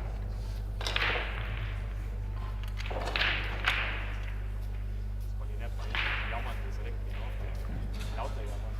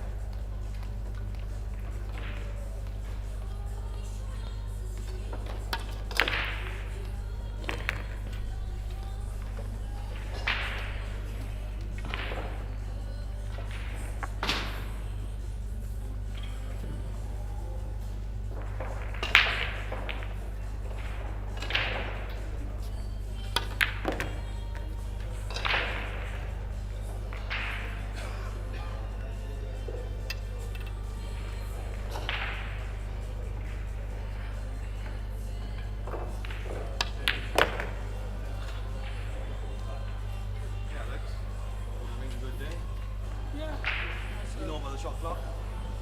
Yeah? Everything? Yeah? Call me when you need it, huh? When you want me. Okay.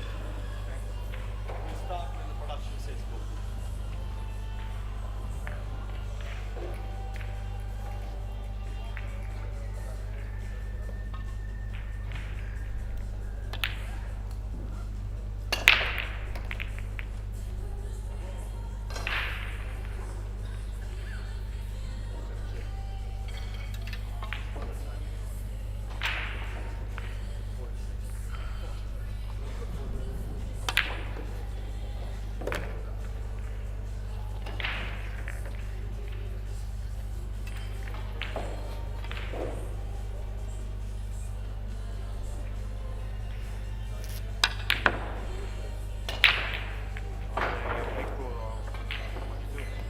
Yeah.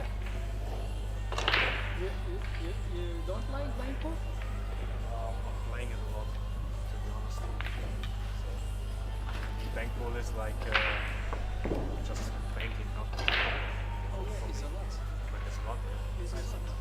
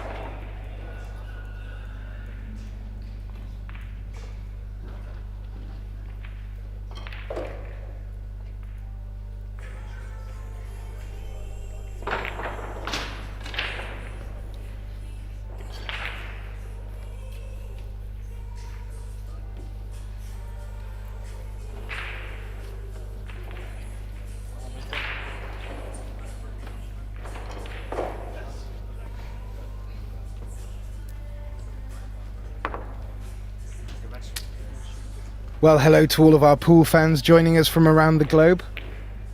You join us for day 9 of the 2025 Epbf Predator European Pool Championships. We are in the beautiful Tallinn, Estonia, the European capital of sport. This match being brought to you today is the 9-ball winners qualification match between France's Alex Montpellier and Germany's Stefan Kasper, the current European 8-ball champion. I'm Gethin Davis, and joining me in the booth today is my dear friend and colleague, Tim de Ruyter. Welcome, Tim. Yeah, thanks. Very glad to be here. This definitely will be quite entertaining match for us both, I would say. Absolutely, and both of these players in form. Alex maybe not going as far as he would have liked and hoped in this tournament, but Stefan having a great performance yesterday, winning the 8-ball final. It was a great one to watch, and if you didn't catch it, they are all available on the Pro Billiard TV YouTube channel. Stefan won the lag. Race to 9. Yeah, it is a 9-ball racked on the spot, so you'll see a little bit more of a cut break on this.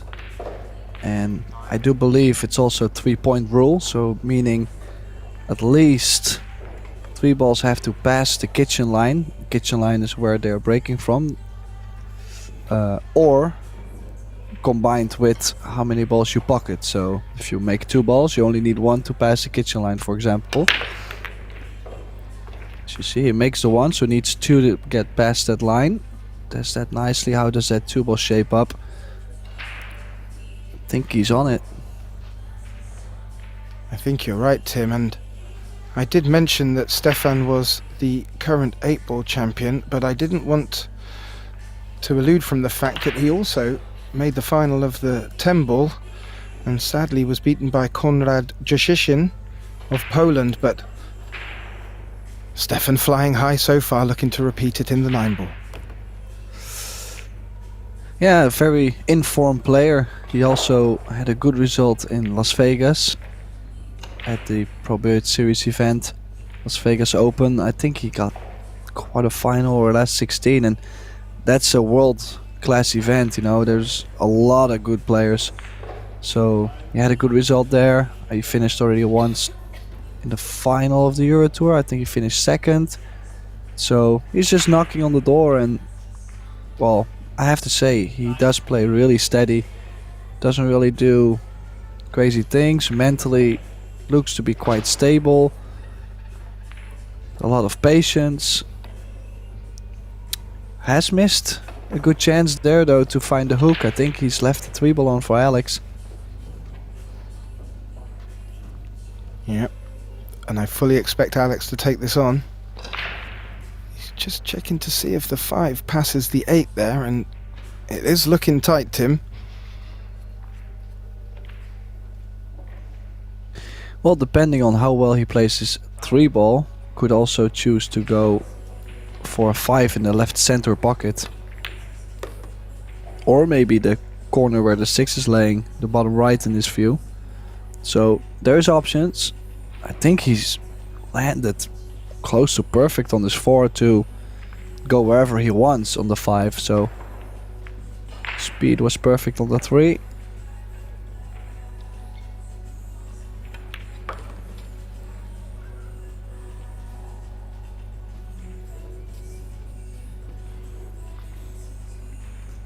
Yeah, that was a good opening pot by Alex there, and he's opened this into a very good opportunity.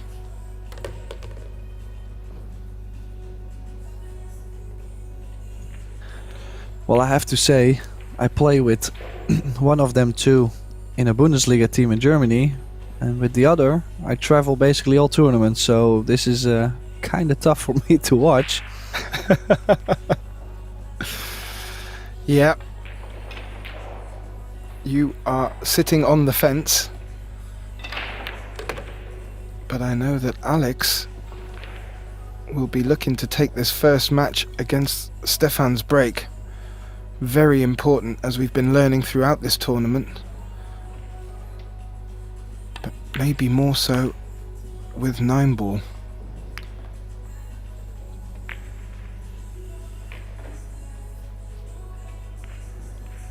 Stop shot here perhaps, Tim?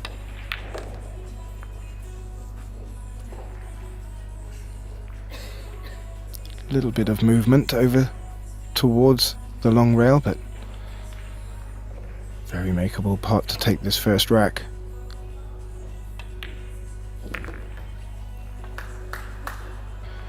Alex Montpellier taking the first rack, Tim, and against Stefan's break. We'll find out how important that will be, but it'll be interesting to take a look at Alex's break. I've yet to see Alex on the TV table. I've been keeping a close eye on his results. And as we've not had so much 9-ball till now, with today being the opening round, or rather the opening rounds of the 9-ball, we have had a sneak peek through the team events. So some of these players have had a little 9-ball time on the tables, but this is where it's going to count. Alex 1-0 up, 1-0 up, and with the break.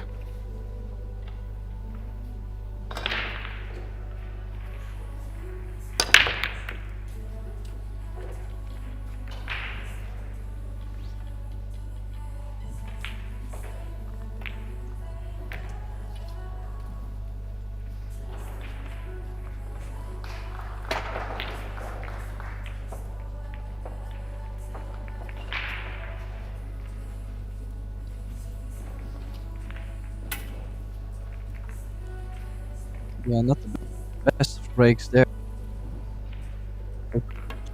Chance for Casper.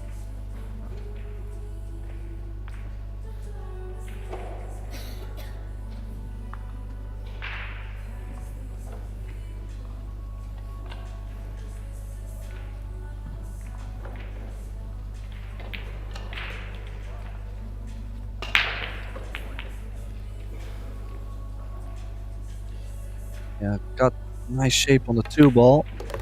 Just traveling from 4 to 5, I believe, is quite tricky. Also, he's landed a little funny on this 3. I'm not sure if he can get to the bottom here, Gethin. No. I think he was hoping to screw up past it to put the 4 in the same pocket, but now he's left himself a very tricky shot down this long rail.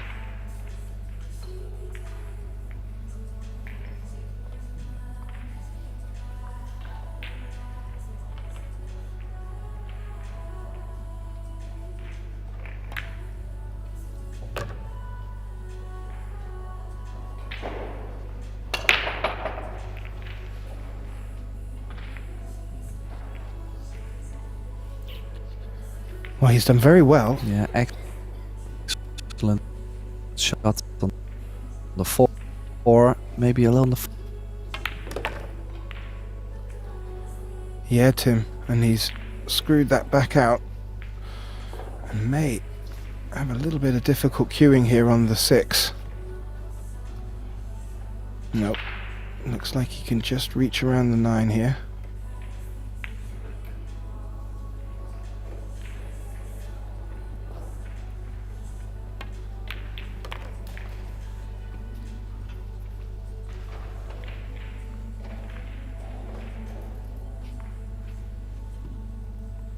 He's made that look easy, and he's now looking down the barrel of breaking Alex's serve, which is better to do early on than to leave it later in this match. So Stefan still riding high on his success so far in this tournament. And he'll be very pleased to see the scoreline back at 1 apiece, to not give Alex too much of a look in. Both first racks going against break. I expect that to change as this match progresses and the guys get a better feel for the rack and the break as we look over at our other TV table, which we will see Grillo playing Albin Ushan. And it looks like Albin's at the table there, and with an unfortunate miss. So, some drama already on our other live stream table, both being brought to you free. As we see in the background, Stefan has just racked his 9-ball rack together and will be looking to get a better result this time than the one he had when he was last at break.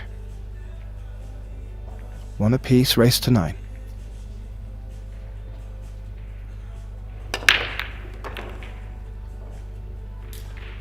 Well, I would say this is a lot better result, Captain. I mean, made 2 balls, the 1 in the side and the 8 in the corner.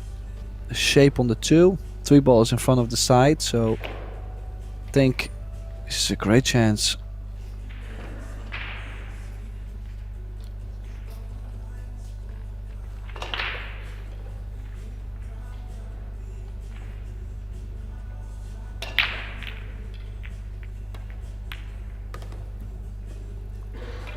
Just important to note that these guys are on a shot clock, and I believe they are able to take 1 extension per player per rack. I am aware that the times are slightly different with the 9-ball. If you can help me out there, Tim, I would much appreciate it. Yeah, that is actually a good question, because I think it's the same times. It's just the time after the break is a little less, I feel like. Yeah, I think it's different. I believe from recollection it was 60 seconds after the break, and then they have, it's 30 seconds with a 25-second extension. I think that's the case. Yeah, I was wondering if it was different. And you were right, Tim.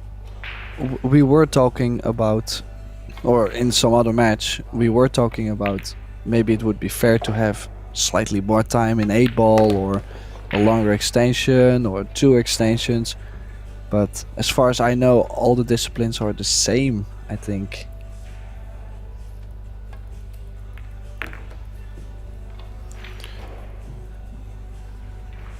I'm not really finding fault with Stefan in this rack, Tim, and this is exactly how he would want to respond from losing one against the rack, and has taken the next 2 in a row by the looks of it. Yeah, and looks like he made a good adjustment on the break. Really broke the balls well, also cue ball wise, so showing Alex basically how to break and what side of the table to break from. Yes, and as you notice, they're racking for themselves. That will change during the later stages. The referees having a busy job with our 28 tables here in the Kalevi Hall. And as you may notice, the tables are tapped, so there is no need for a magic rack. And I was mentioning to Mark in an earlier match today, I was very impressed with how they were breaking in the 10-ball and the 8-ball, the consistency of that rack. I'll be looking forward to seeing how it develops with the 9-ball breaks today.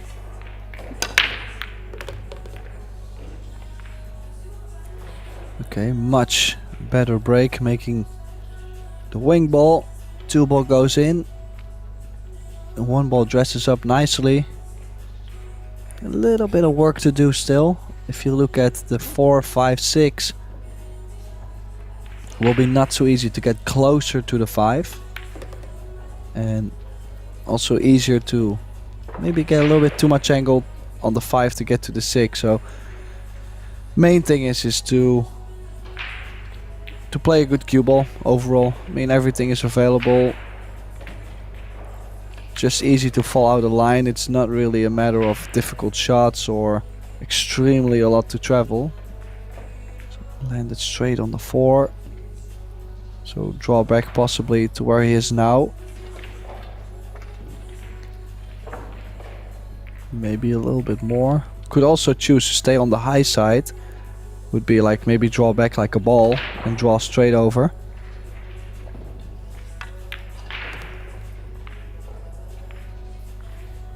Yep, he seems happy with that, Tim.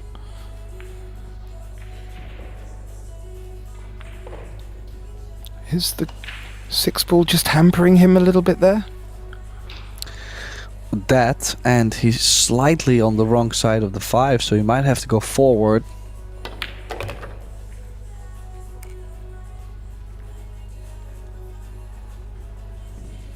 And a little nick of the 8. He finds himself in a good position here. That was a lovely looking shot, Tim.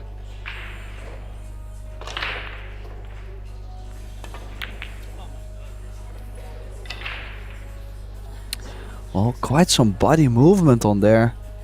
Just already raised his body up, smiling. Yeah, I think everyone in the arena picked up on that, and Alex making some light humour out of it.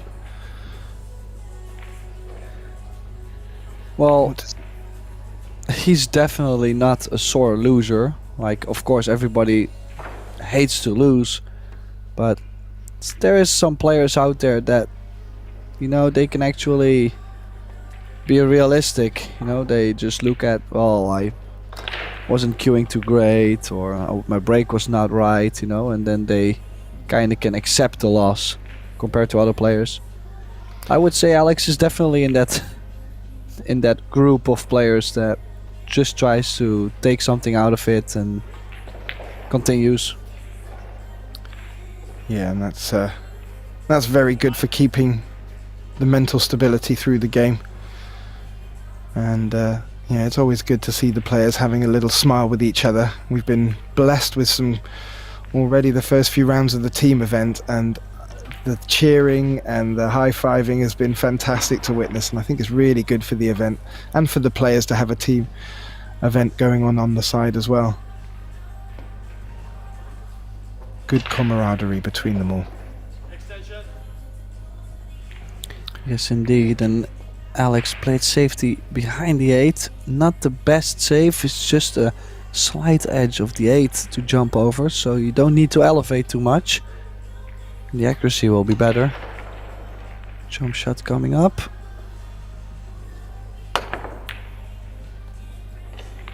Close, but might leave. Really tough shot here on the 6. I don't think... Well, there's always a way to get to the 7, but at some point might go a little bit far. Might be too crazy at some point. Yeah, it was a good jump by Stefan. I think he's come out of it okay, but we've seen Alex put these away before, and to get position would be ideal.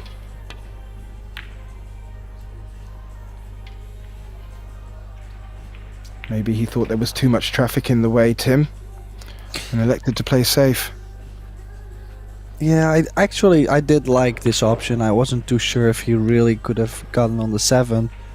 Now, would have liked to maybe put a hair more outside spin to nestle the cue ball behind the 9, but it's easier said afterwards, of course.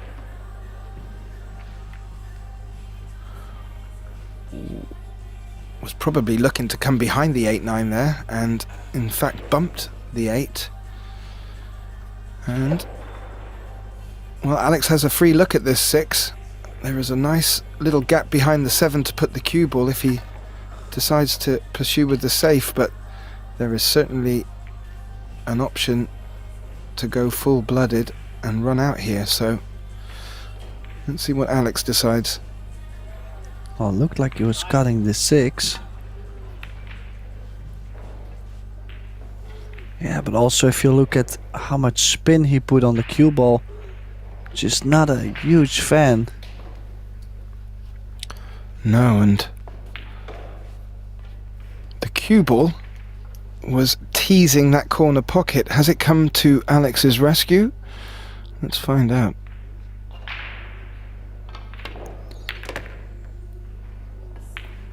Okay, I expected him to play that a little softer into the 7. He took the gamble there to, well, could have scratched off the 7 as well, but has finished nicely.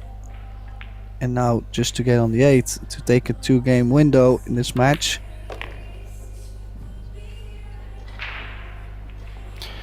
Yeah, that's strong stuff, and I was just reflecting back on some of his earlier performances that I've had the pleasure of commentating, and I will point out Stefan isn't afraid to move balls, and also, as we see there, to move them with a bit of force. So sometimes you can make your own luck, sometimes you can put yourself in trouble. However, this time it's worked lovely, and Stefan Kasper takes a 3-1 lead against Alex Montpellier.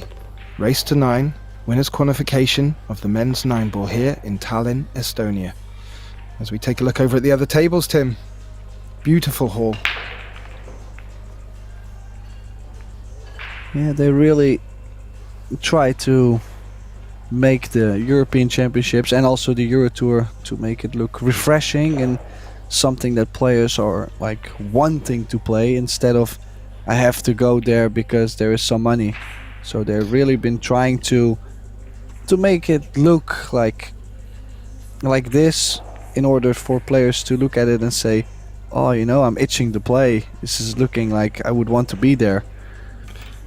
Absolutely, I agree with you. It does look fantastic, but not just for the players, for us viewers at home.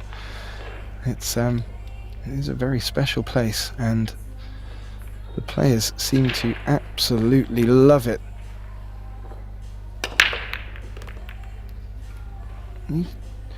Both going for the cut break and missing the 1 ball in the middle pocket, but still making balls elsewhere. He's just looked off to the side though. I think he's realised where the 1 ball's ended up. So not smooth sailing from this break, but Stefan's still at the table.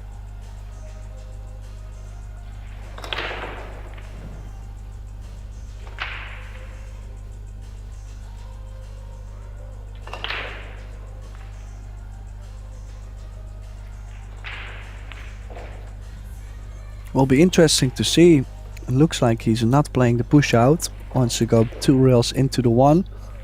Extension. No, push. Push. Sorry. And then sending the 1 ball maybe to the bottom short rail. Or He looked to be having a little fun with the timekeeper there and calling the push out.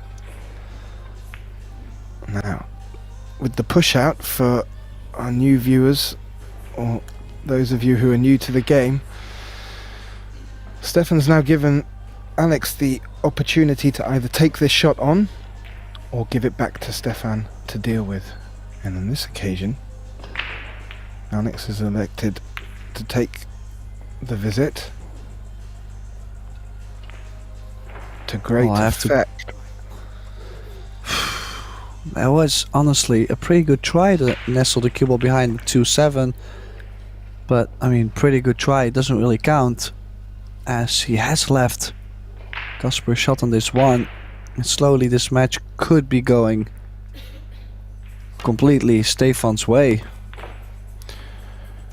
Yeah, I agree with you, Tim, and it was just a case of 1 ball roll there between an excellent safety and giving Stefan this opportunity.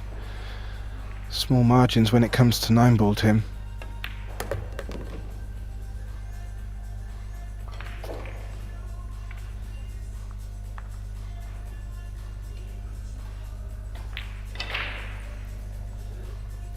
Yeah, and that's also 9-ball for you. Most of the time it's about how well you're breaking the balls and possibly 1 or 2 big shots every rack. It's not like you have to do a lot of shot making over and over in 9-ball. Like he had that 1 shot on the 1 ball, the long cut, and after this is looking, well, it is wide open, and it's really kind of easy layout.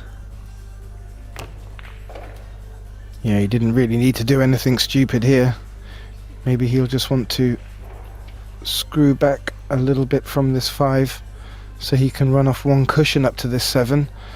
But yeah, I agree with you, Tim. These are early warning signs for Alex, and I'm sure Alex will be hoping to snuff this out. However, still 4 balls left. 9.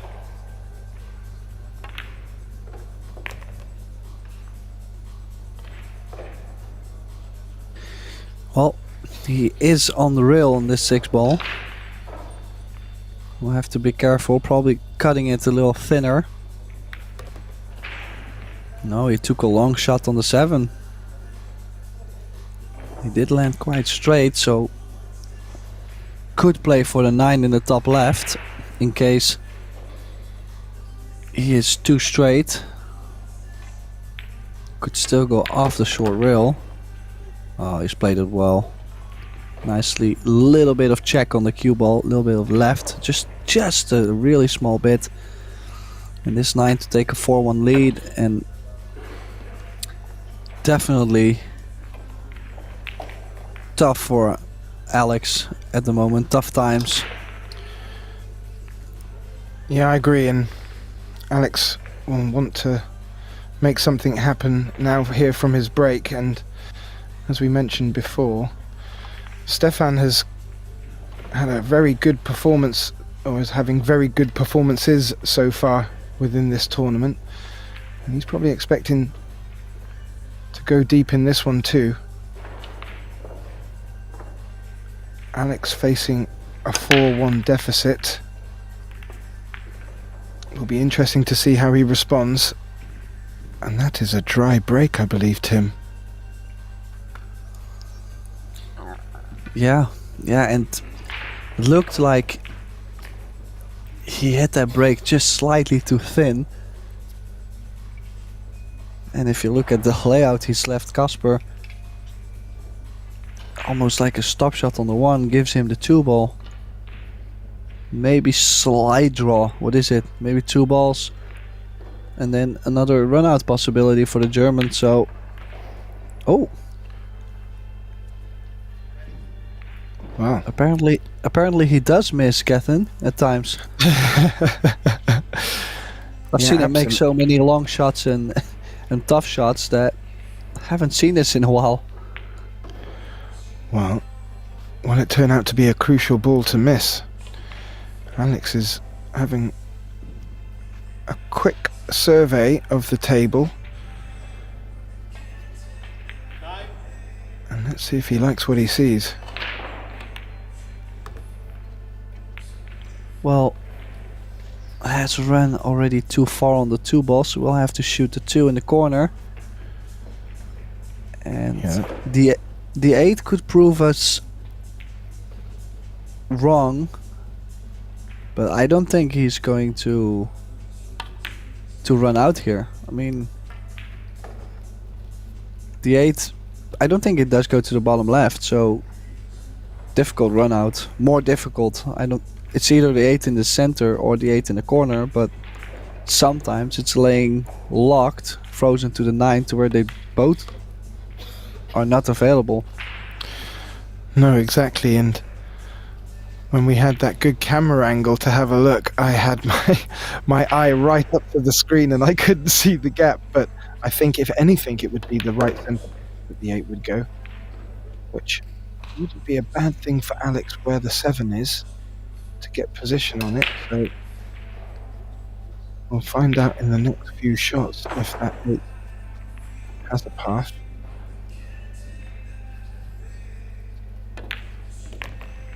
As you can see from there, Tim, you're going to call that?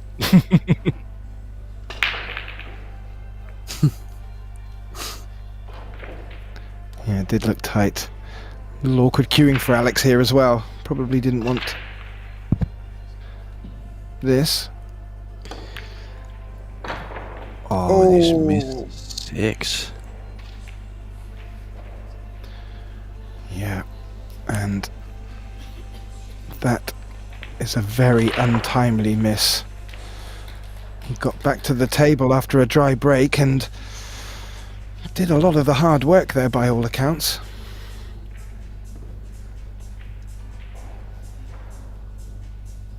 Well, we are going to see this probably more often in the 9-ball division. I already mentioned this also a couple times at other matches, to where we're now, what is it, day 9, day 10 of this European Championships. Players are starting to be tired, not so sharp, maybe didn't take care of themselves as they should have. And yeah, I mean, that's especially in 9-ball where you have to be sharp, and you're really like missing one ball could cost you quite the lead. I think this is one of the games where you have to be sharp. Like in 8-ball, you can play close shapes, you know, stay close to the balls to where you don't have to, yeah, well, you don't have to be that sharp.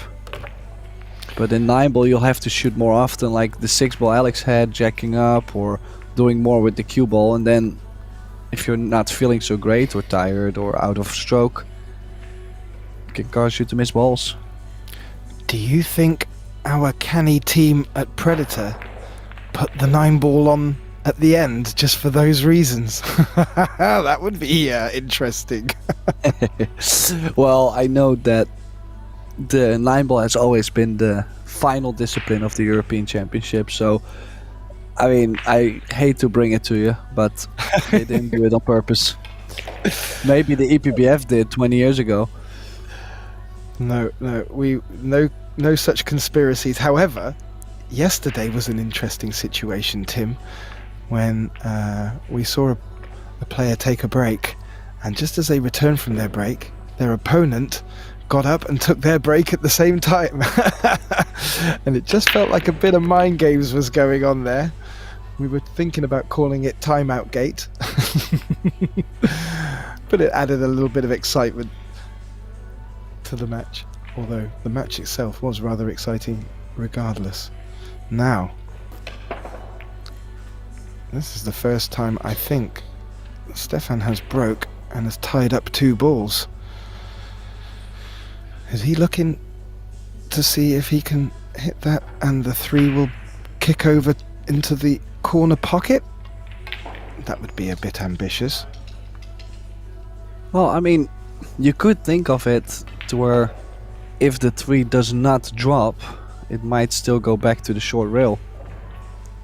Like, you can play at a certain speed as long as you get the cue ball above the 9, like center of the table. I think you could play 2-way. Yeah, he has played it, just caught the 7 double, ran into the 4, and he might be on something here. Wow, riding high at times. A lovely little smile from Stefan there, but I wouldn't want to be Alex. Sat in his chair right next to watching that last shot. That would be a bit sickening how he left it. Oh!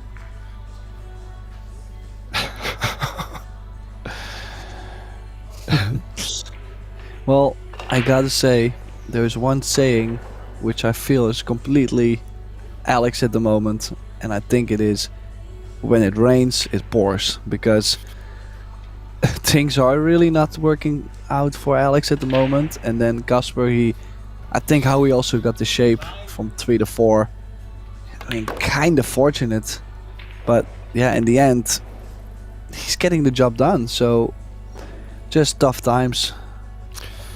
No, absolutely, and I have seen on a few occasions during this tournament deficits from 4 and 5 behind turned around. However, I'm always reflected back to one of the early conversations that you and I had in this tournament, where you alluded to the fact that with the alternate break format, a 4-frame lead seems to be quite magical. So Alex is going to need to dig deep. And Stefan is going to need to make a few more unforced errors or dry breaks, but he's not looking like doing that at the moment, Tim.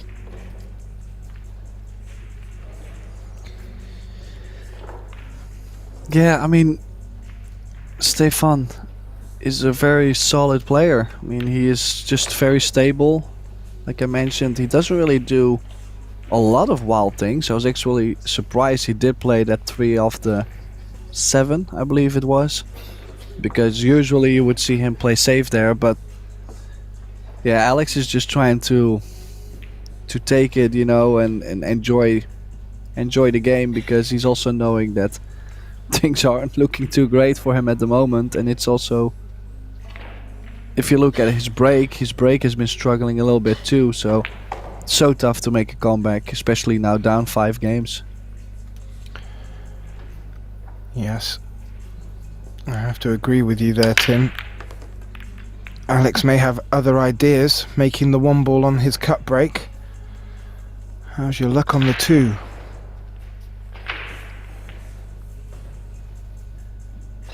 Yeah, again, would like to, you know, get some decent shape and really get going, instead of having to play safe or kicking or push out, you know, over and over. Don't think he has a shot on the 2 besides a safety, which probably would bank the 2 a little bit more to the open in the table, like center of the table near the 3, and the cue ball could be behind the 8. So he was looking at, could also go underneath the 7. Kind of just depends.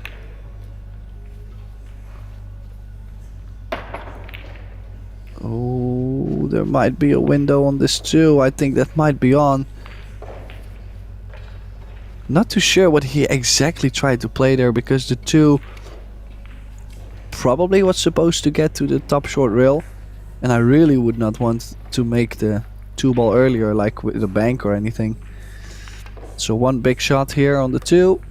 It drops, shape on the 3.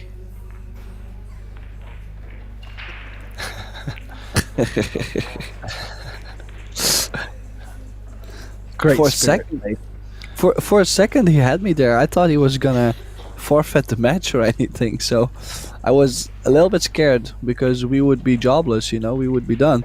So it's a problem. Just for our viewers at home, both Tim and I are coming. Ooh, as we see Stefan tickle the middle pocket. We're both coming to you from the Netherlands. Well, I'm hoping you're still here in the Netherlands, Tim. And we're able to bring you this live commentary remotely. But we have a great production team there in Tallinn, giving us these great camera angles and keeping us busy with such great matches.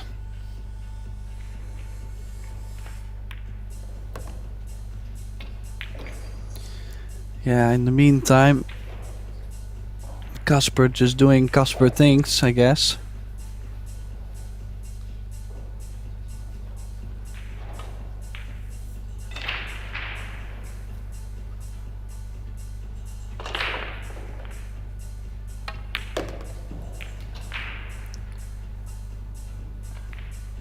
Yeah.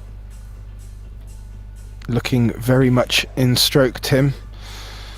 Nice little screw shots like that, finishing the right side of the next ball. All add to the confidence. But as you said, Stefan doing Stefan things at the moment. Not good signs for Alex.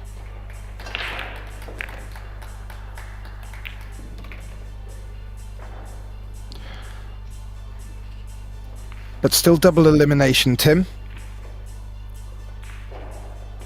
Not Well, would you consider Alex is not able to come back? well, you're reading a lot into my statement there, but now you've put me on the spot. Yeah. Well, I'm a friend of Alex. I like him a lot, and I like his game a lot. However, Stefan doesn't seem to be giving up too much here, and when we get to the little messy bits, he just seems to be coming out on top.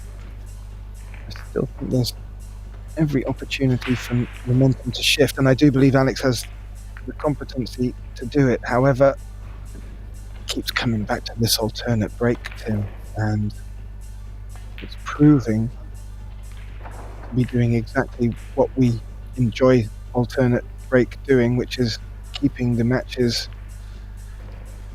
on an edge. However, this knife currently seems to only have one edge. And that edge is for Stefan Kasper. He's looking at being 7-1 racks up in this race to 9. He'll be hoping to get to the hill at this visit. Yeah, indeed. In this alternate break format, he kind of is guaranteed a couple breaks. And if he is breaking the balls like this, look at this. Made 2 balls. The 2 ball passed the kitchen line, so that means it's a legal break. Maybe the only thing I could find is to get from the 2 to the 3 and 3 to the 4. As in, you could get the wrong angle on the 3 ball and it could be tough. If he gets good shape here on the 3, I really don't think we'll see Alex back in this rack, which would mean 8-1. Ooh, yeah, slightly short. He won't be happy. No. And the 9 does not pass the 7, in case anyone at home right now is frantically typing in the chat room. He could go for the 9. That is not on. So he's going to have to dig into this.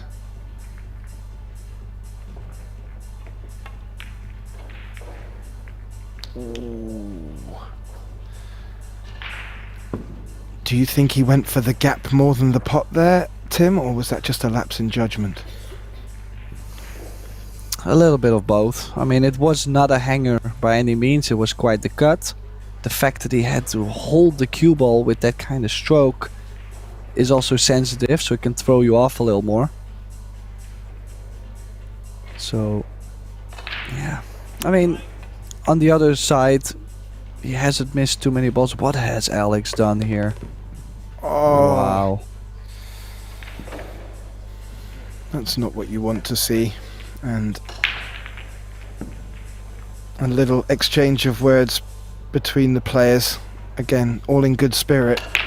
There is still a level of seriousness underneath here. But that was unfortunate, Tim. Well, I mean, you got to be kind of honest here. I mean, if if you scratch off that ball and the 3 ball is not even near the short rail, you just played a bad shot. I mean, there's nothing to it, and you deservedly lose too. I mean, yeah, I'm not gonna say Kasper did not play well this match, or well, I'm talking like it's over. It's gonna be 8-1. It's not like he played bad or he didn't do anything special. He still played solid, like every time I see him. But obviously, when you get more opportunities, like Alex has been giving him quite a lot of open chances, yeah, it makes your life a lot easier too, and it can get you in stroke easier as well. So yeah, I was just hoping to see a better match here. No, me too. And as I mentioned during the intro, Stefan has been going deep in most disciplines here, and that normally means a bit more table time too, which can just ease the nerves and any cobwebs. But if there were any cobwebs, they are certainly out for Stefan. He's already on the hill. 8-1 against Alex Montpellier. Crucial break for Alex now, Tim. As far behind as he finds himself, all good comebacks need to start somewhere.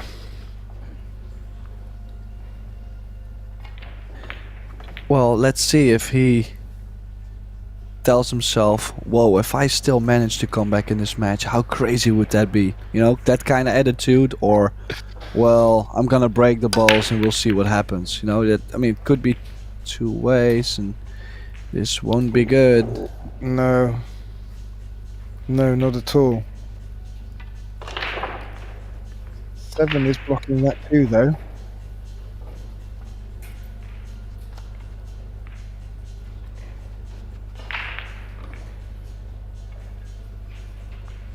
Certainly looked like it from that camera angle.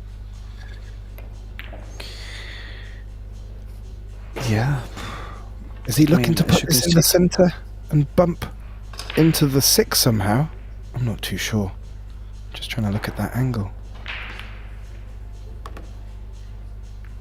Needs the perfect bump. It's a Looks bump. like a little bit too much of a cut, right? Yeah, it does indeed. There's some good balls down there for him to leave the cue ball behind if he wants to put Alex in a difficult spot.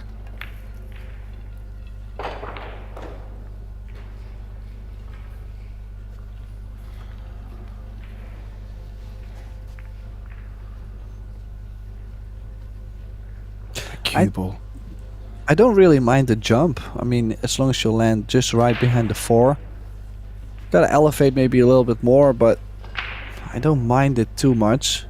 Think Stefan should have played the 2 maybe a little bit more over, just past the side, but looks like Alex is kicking. Needs a solid hit here to stay in the match.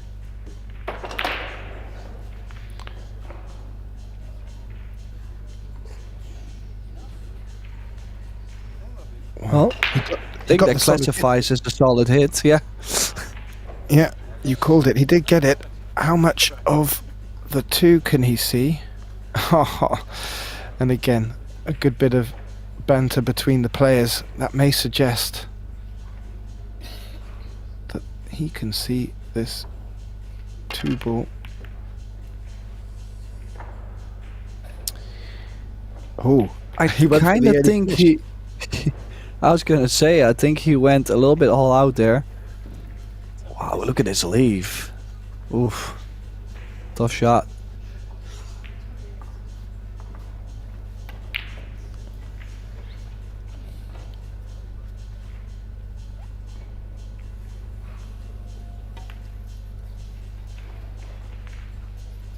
Okay. Elect him to play safe. Bring the 6 ball into play very effectively. And the 5 is up there making a little bit more trouble for him too. And a tap on the table from Stefan in acknowledgement. Looking to go for the Z shot. Too wide.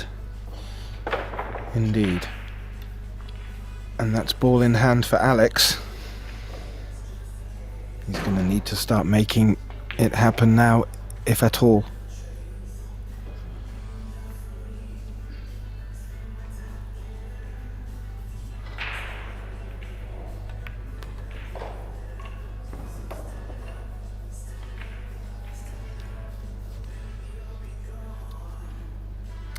Well, really cross his positional area there to get from the 2 to the 3.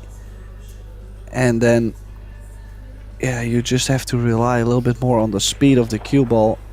As you can see, he really ran too far. So now just wondering, is he banking this? He was banking it. A little bit safety in mind, but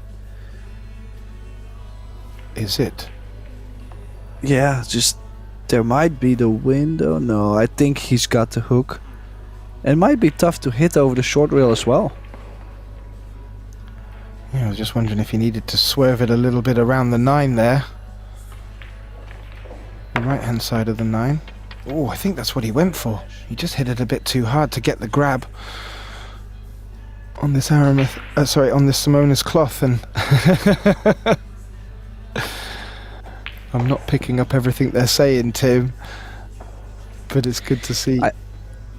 I think someone who's deaf could understand what was happening there, because Gasper pushed the 6 and the 4 over, and Alex was like, "Oh, come on, just leave me open rack." Still could have played the combination, but now chose to go for 3 fouls.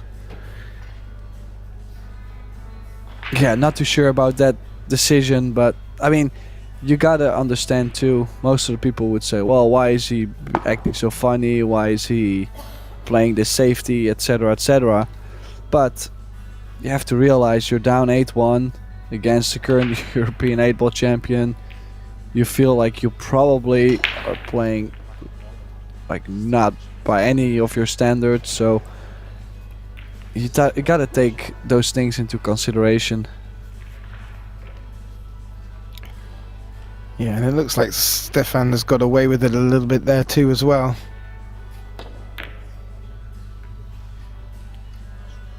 And Alex looking to find. Wow, look at this for a shot. Nice shot there.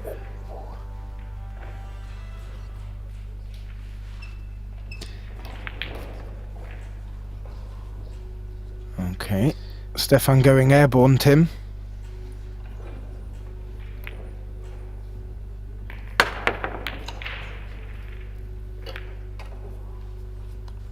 Ooh. The cue ball's just stayed in the jaws of that pocket, and the 3 ball kicked out a little bit further from the corner pocket than Alex would have liked, because he would have certainly have relished an opportunity at a run out. But this makes it a lot tougher, as if the scoreline wasn't tough enough.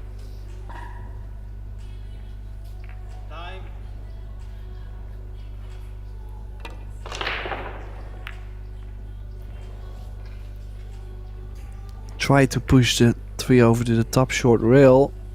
Really needed the perfect speed. Has left a cut on the 3.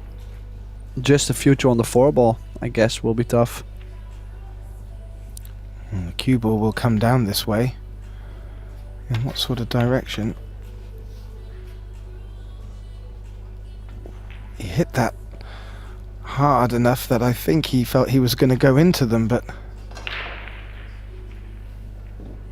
he didn't. And the obvious pot is blocked by the 6.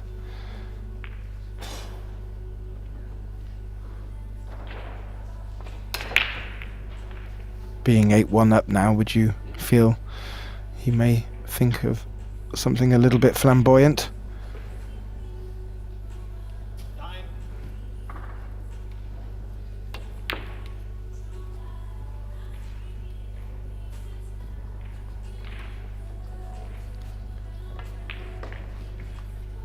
Oh no, and Stefan still not giving up anything easy to Alex, a testament of how he's got to this scoreline.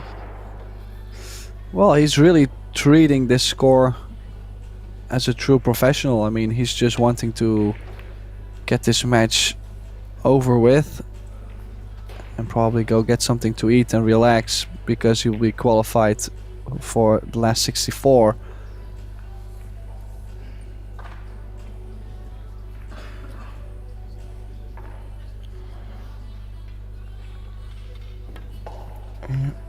Just looking to glance off the 4 there, knowing it would stick where the 5 sat, so then could focus a lot more on his cue ball, and I think he's done rather well there.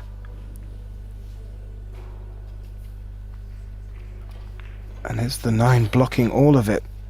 It would suggest from Alex that it does. So yeah, even with the scoreline as it is, Stefan treating Alex with the utmost respect here.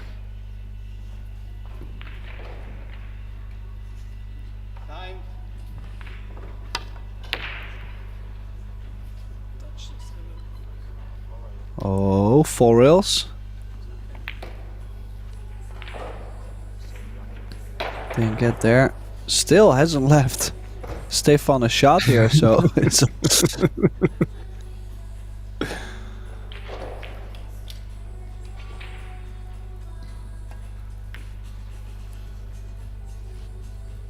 Yep.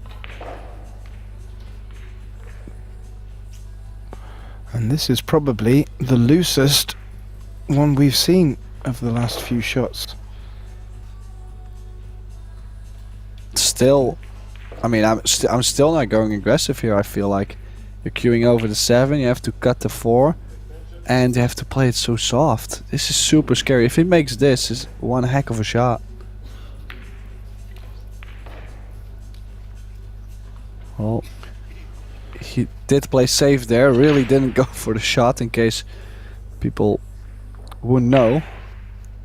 Tried to leave the 8 in between, but he's quite some bit off there. Yeah. The 4-ball didn't make it up to the middle pocket, so...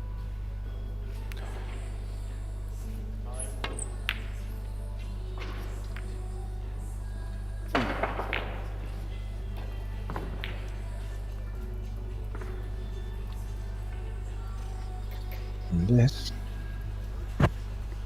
is the best chance Alex has had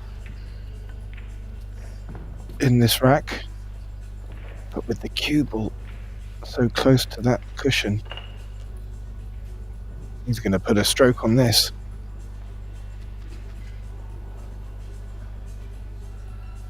Time.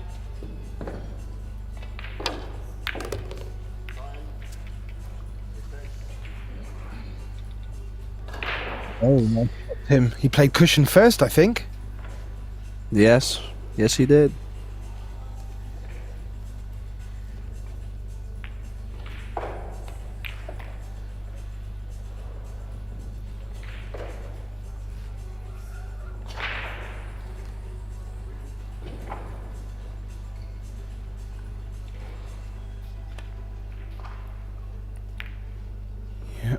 We got a little double kiss there. I don't think he was expecting that. I think he was hoping to bring that 7 and 8 in between the 5.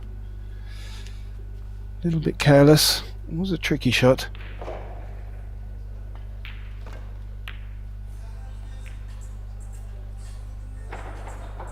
And Stefan putting Alex into a relatively difficult snooker here. He's eliminated the escape from down this side of the table, down the right side of the table with the 8-ball, so he's going to have to come around here. 1 rail it looks like. No, 2 rails. And that is beautiful, Tim.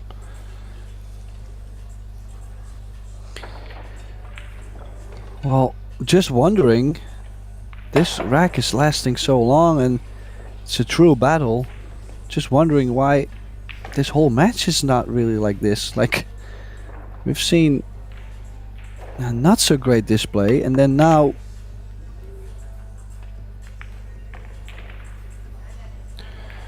Yeah, I agree. And it may indicate that with a little deeper digging,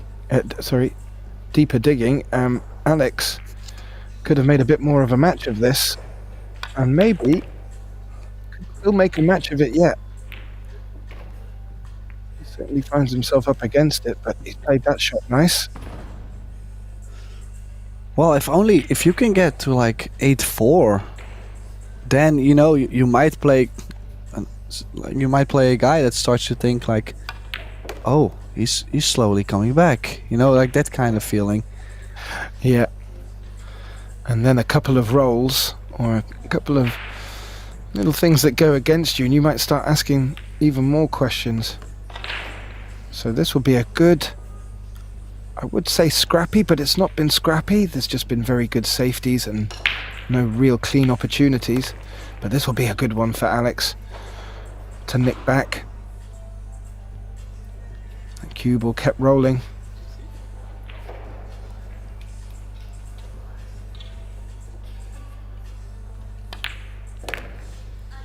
Alex just pointing that out to Stefan.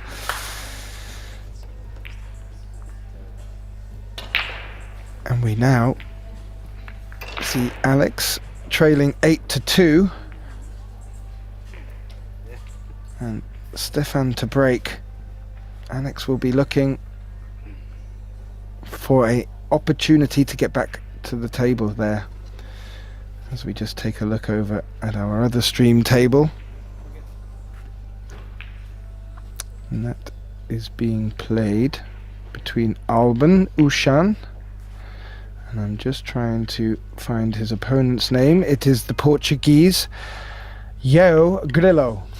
And just to update the score for that one, we have it at 8-4 to Albin. Albin also finding himself on the hill there, and I wonder if he is finding it as much as a struggle as Stefan is. However, I say that, and he's just come through with another great break, Tim.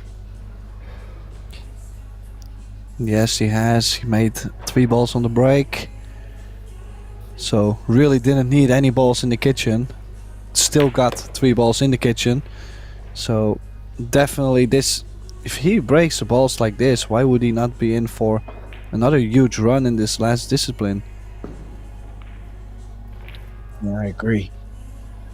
And as we've been seeing through all disciplines, breaking and holding your own break is really the key with this alternate break format. And Stefan has shown he's gotten very much to grips with this. This is a tricky little combo I think he's left himself here. Looks like the ball will be going to the right side and the 4 would be flicking to the left side. So is he going to try and find a gap? Well, I certainly would want to play this a little bit more speed.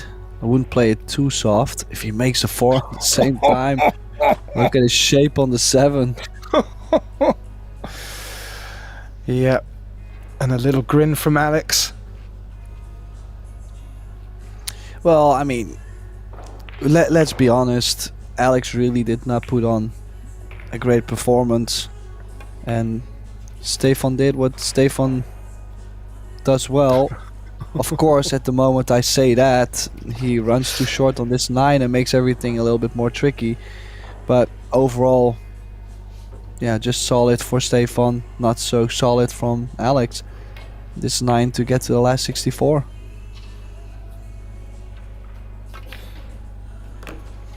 And he makes it. Stefan Kasper beats Alex Montpellier in the winners' qualification of the men's 9-ball, 9-2. Thank you for joining us, ladies and gentlemen. I'm Gethin Davis. This has been Tim de Ruyter in the commentator box with me, and please stay tuned. Our next round of matches should be back with us on these TV tables in 1 hour. Thank you very much, Tim.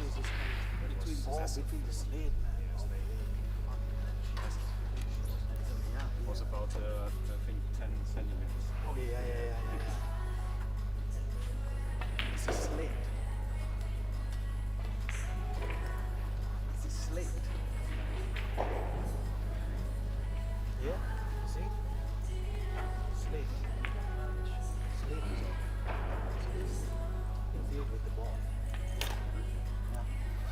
So it means when you Yeah, go, you you see. see, the ball is coming here, take this hit and go with it. You had the same. The slate is also like split. See, feel it? Massive. Massive. You can see it here now. And you know, after 10 minutes, if you set up the tables once, you have to come back 2 or 3 days later, or 4 days later. And it's wood. Yeah, so it's not so good. I don't know what they're gonna do. It's just a table too. It's not. Huh? Need to call the mechanic. Like right away. I see a delay on this table.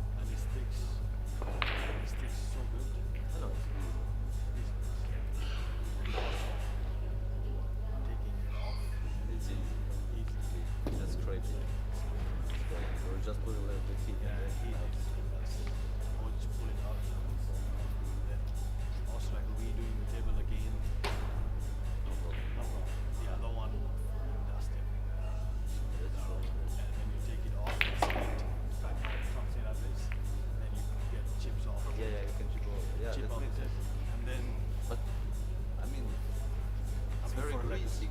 No, it's not. It's not. I mean, I get like these guys. Huge. Where did you get it? Ordered from Amazon. Yeah, of course.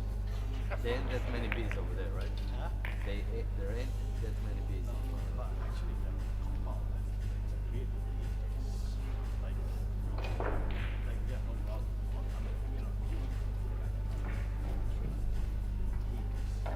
Yes. It's very to well. Yes. But yeah, it's a regular condition. Yeah. Anything I can help you with? Yeah, you have to tell me when. You just keep doing that. Yeah. You tell me when it's back.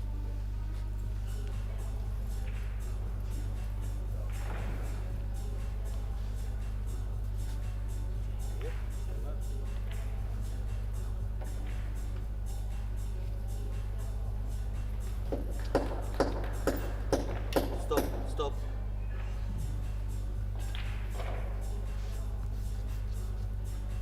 A little bit more. More. More. Yeah, I think that's better right now.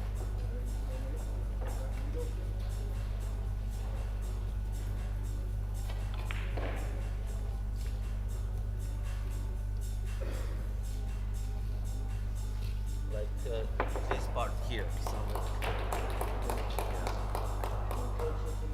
Yeah.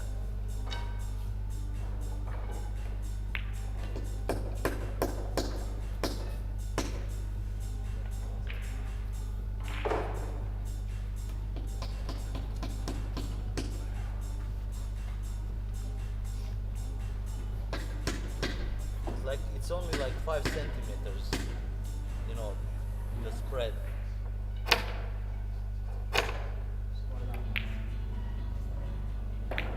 Yeah, that's good, I think. I mean, it's much better.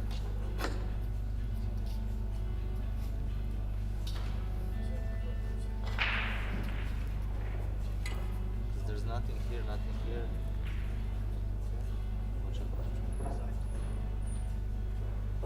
So slight. Yeah, slide, still slide, but Yeah, give that one a little bit there. yeah, somewhere around here, right? Yeah. Yeah, there is.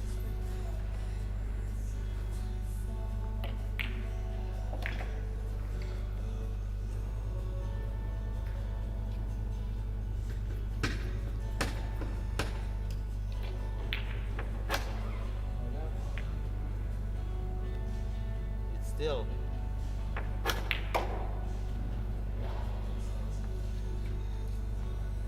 I don't know. Still there.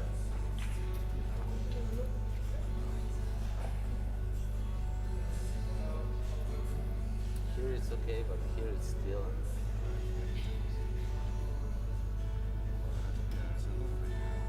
Yeah.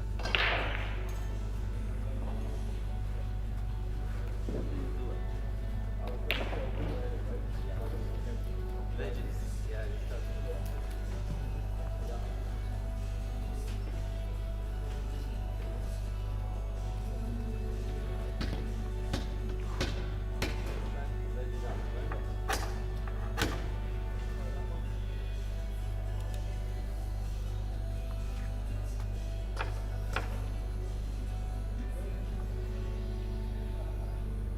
More.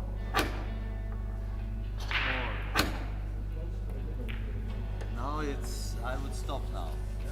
Yeah, it's much better now.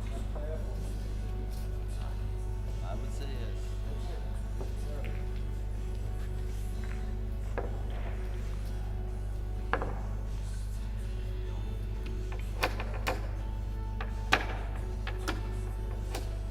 See that?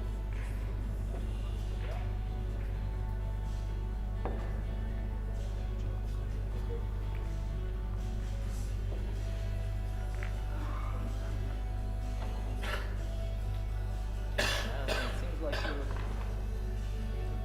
something's. I mean, I know what you're doing, but you know, there's still something going on. You might not because Yeah, maybe you have the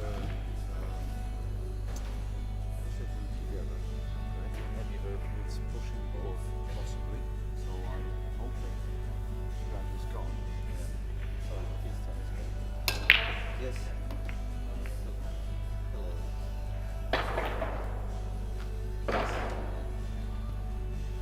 No panels are on, are they?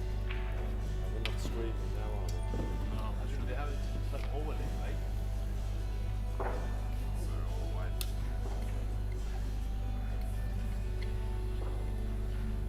Yeah. I'll open the door. I'll open the door now.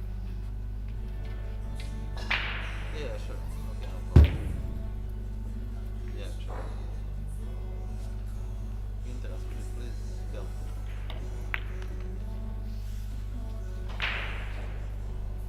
Yeah, they're glued. I think there's a problem. Yeah. And you have the filler. Yeah. I'll stay here. Please open the door. Christian is bringing the drinks. The door. Those doors. Yeah. Next to the red one, yeah. So yeah. Alright.